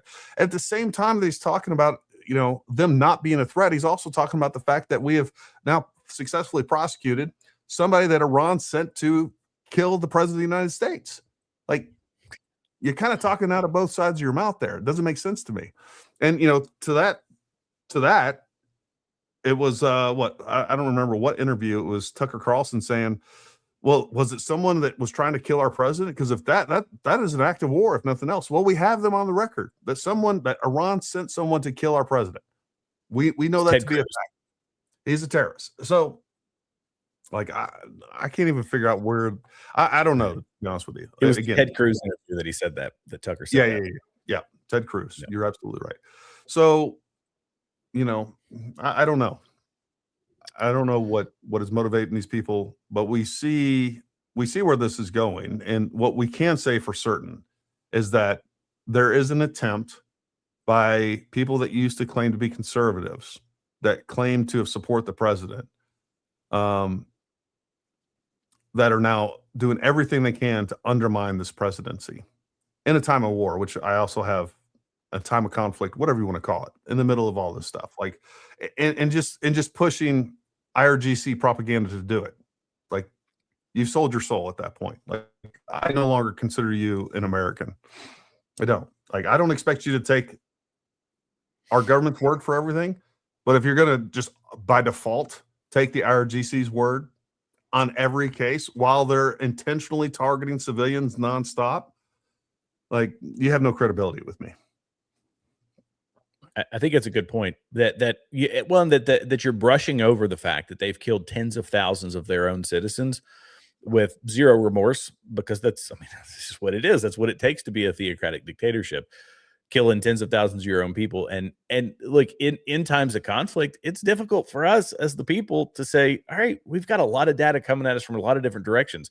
But when you prioritize that data, are you prioritizing the data from your own government or from the enemy? And they're prioritizing the data from the enemy. So to your point of that's a bit turncoatish, if you want my honest opinion. And it's fine. It's fine if you are going to say, you know what, I'm not going to take either of their word. We're just going to wait till more information comes out. But no. You're going to argue with people saying, no, this information from the IRGC is definitely legit. Like, no. Like, all you're doing is being a bootlicker. I've heard someone say that. All you're doing is being a bootlicker for the government. You're being a bootlicker for Iran, dude. Like, what are you talking about?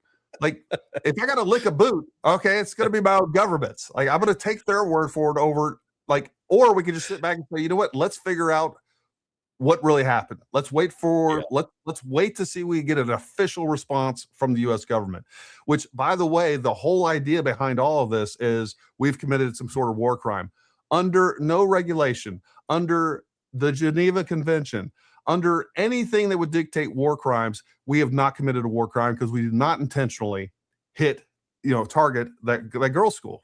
So like, it's dead on arrival as far as I'm concerned. Diana Cooper says ad revenues are less from emerging economies. I realize that overseas, the ad revenue that you get from the views that you get overseas are typically going to be less. But again, if you got all of Europe, you got millions upon millions of Muslims in Europe alone. Those ad revenues are going to be very similar to what we see here in the United States. And there again, you're trying to pick up a different demographic that is multiple times more. So even if the ad revenues are less, ultimately, and the fact is that as crazy as Tucker has went, for instance, just talking about Tucker alone, I mean, he's probably lost maybe 20%. I don't know, maybe more, maybe less. But the point is, if you lose 5 million American views, but you're gaining 30 million views overseas, probably shakes out that you're winning when it comes to ad revenue. Yeah.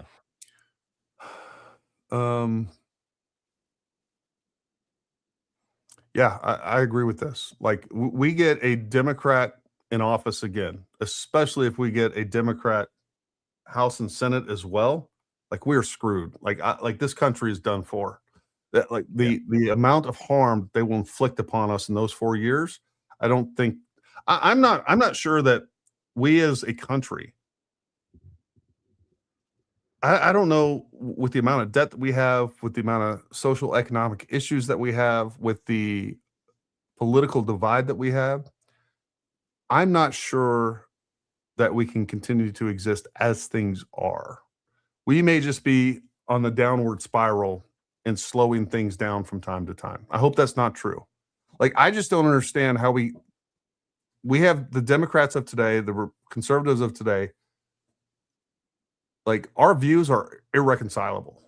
Like, this is not like the 80s dealing with Democrats and Republicans. It's like, yeah, we disagree on this, but we come together as Americans. The left has become so radical and so communist, socialist, anti-Christian, anti-religion, like anti all things American. I don't know how the Republicans survive. And then again, with all the other issues, the economic issues that we have, and the amount of money that we're spending on welfare, we may just be a dead country walking. I hope that's not true. But what I can tell you is that a couple more Democrat-run administrations, and I don't think we're not going to have the America. Our children and grandchildren are not going to live in anything close to what we have today. That's how I feel.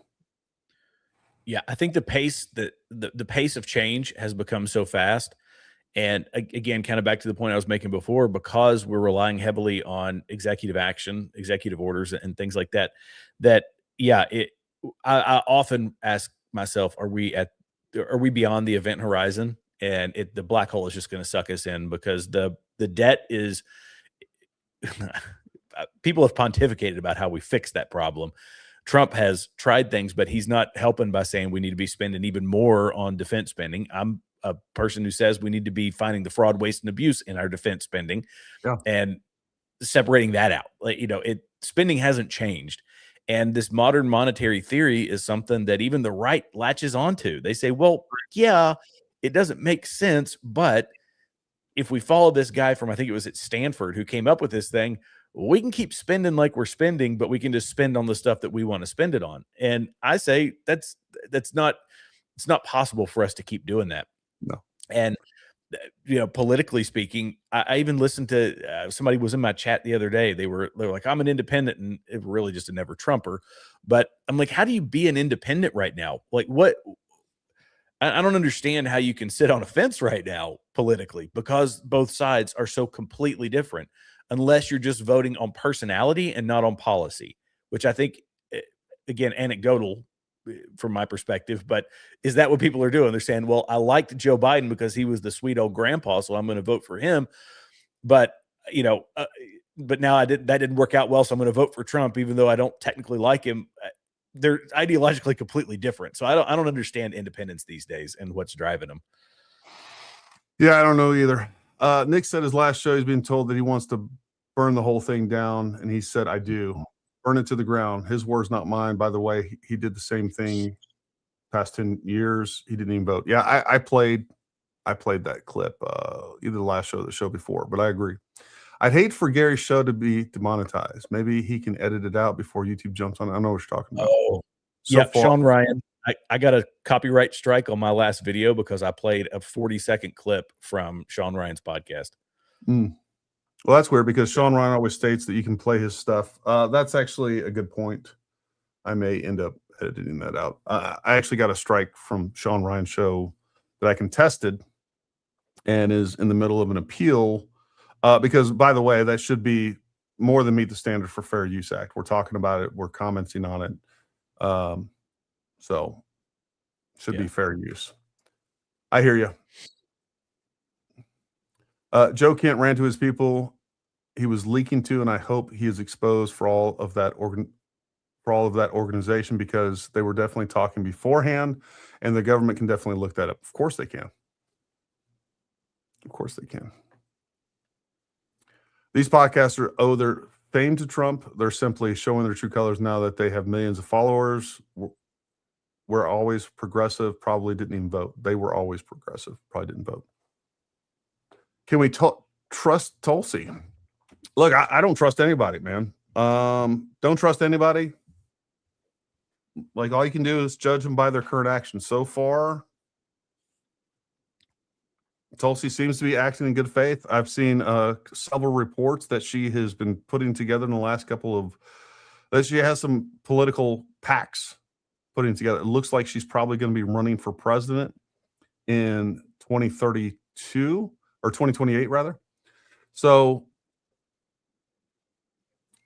which I don't have a problem with. She may even get my vote if she does the right thing and has the right running mate and runs on the right platform. I am concerned that Tulsi will be very similar to what we're talking about. That's going to lean more towards extreme isolationism to the point that it's dangerous.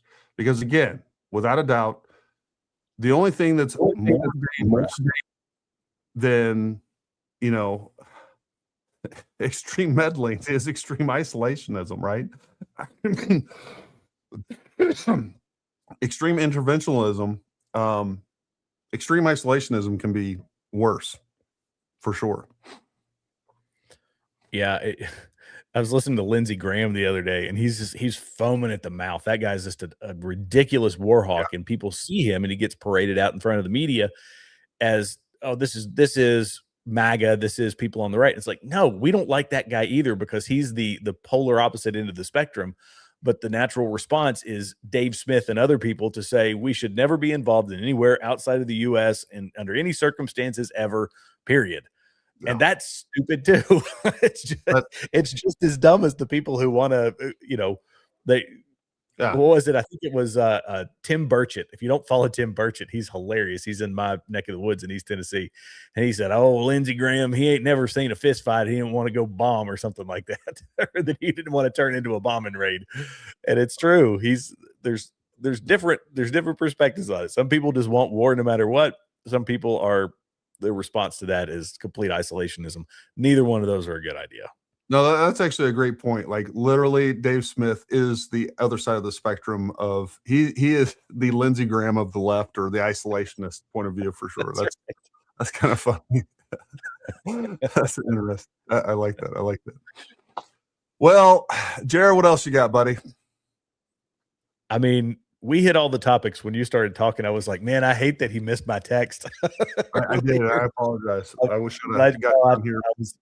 I was out working. No, this is all big. This is big ticket stuff. And, I'm grateful for being able to be on here and talk to your audience. I appreciate you having me on.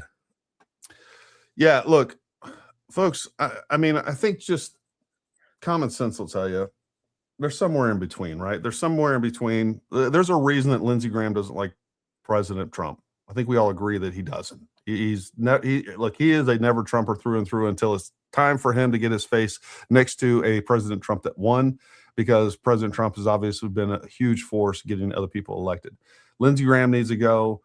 Like that whole establishment Republican folks, like we need to get rid of them, the neocons.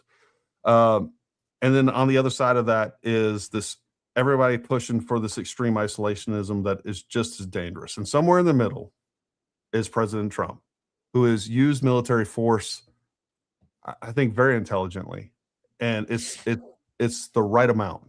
Now, could Iran lead into something bigger? Maybe, but again, it's been 2.5 weeks. We got to see how this pans out. Do I want to see boots on the ground? No.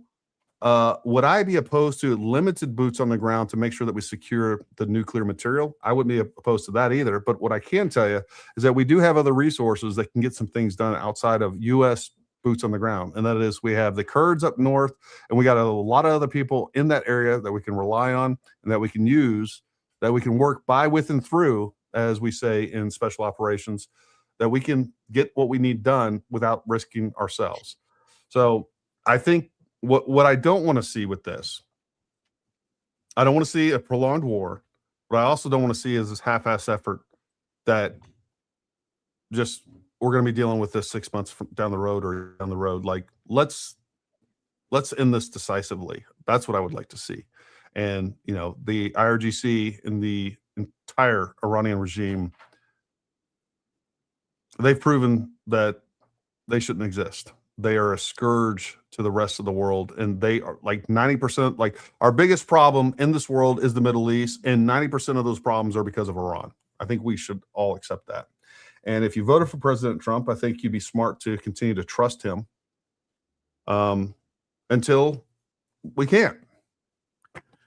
Or he does something that, you know, that we found so profoundly incorrect. But so far, he has a pretty good track record. Much better track record than Biden. Obviously, a much better track record than Obama, who started multiple wars. And then, obviously, a much better track record than George W. Bush. And, I mean, my God, who else would be better than Donald Trump right now? Who else? It definitely wasn't Kamala Harris. So, thank God Trump won. Can I make a point real quick on this? We can't. Last word, buddy. Yeah, at this point, we can't stop. This has to come to some sort of successful, or, you know, whatever version of successful conclusion. If we pull out now, if there's anybody that's watching this show right now that's sitting on the fence and thinking, well, maybe we ought to just stop, or what, once you get to this point, you can't stop. It has to go all the way to some conclusion. Like you're talking about, the mission creep is something we have to be prepared to critique, but be very wary about, you know, that it can already happen. It can start just a few weeks in, but we can't just pull pitch. When you hear Dave Smith or other people say, just stop doing all of this, just get away from it. No, you can't at this point, because the problem is going to get worse. Something has to take the place of what we just wrecked. And hopefully they're able to successfully do it, because Iran has generations that remember what it was like outside of the theocracy, the theocratic dictatorship. Yeah. Hopefully they can find something better to replace it, but we can't stop now. We got to see it all the way through. And I trust Donald Trump. As long as they have the capacity, Iran will build back better. Because they support Biden. Write that down. All right. Well, listen, folks, we appreciate you guys tuning in. We appreciate all your love and support. Make sure you go support Jared over at Continue Freedom on all the different platforms that he's on. Make sure you go like and subscribe to all of our platforms so you're up to date with everything that we're putting out. I've been a lot more active on X, and I will continue to do so. I will try to figure this whole thing out to where we can do a space and hopefully be able to simulcast. That's my goal with this. I don't know. I'll figure it out. Jared probably can help me. He's a freaking producer, weirdo, nerd. We can get him on there. This squares away. All right, folks, listen, thank you for tuning in. Have a wonderful week. We most likely will be streaming tomorrow, somewhere between 5 and 8 p.m. I don't know if I'll cover Candace or not. I really don't want to do that, but we might. Anyways, stay tuned. We will be streaming tomorrow at some point. So until next time, stay armed, stay ready. We'll talk to you.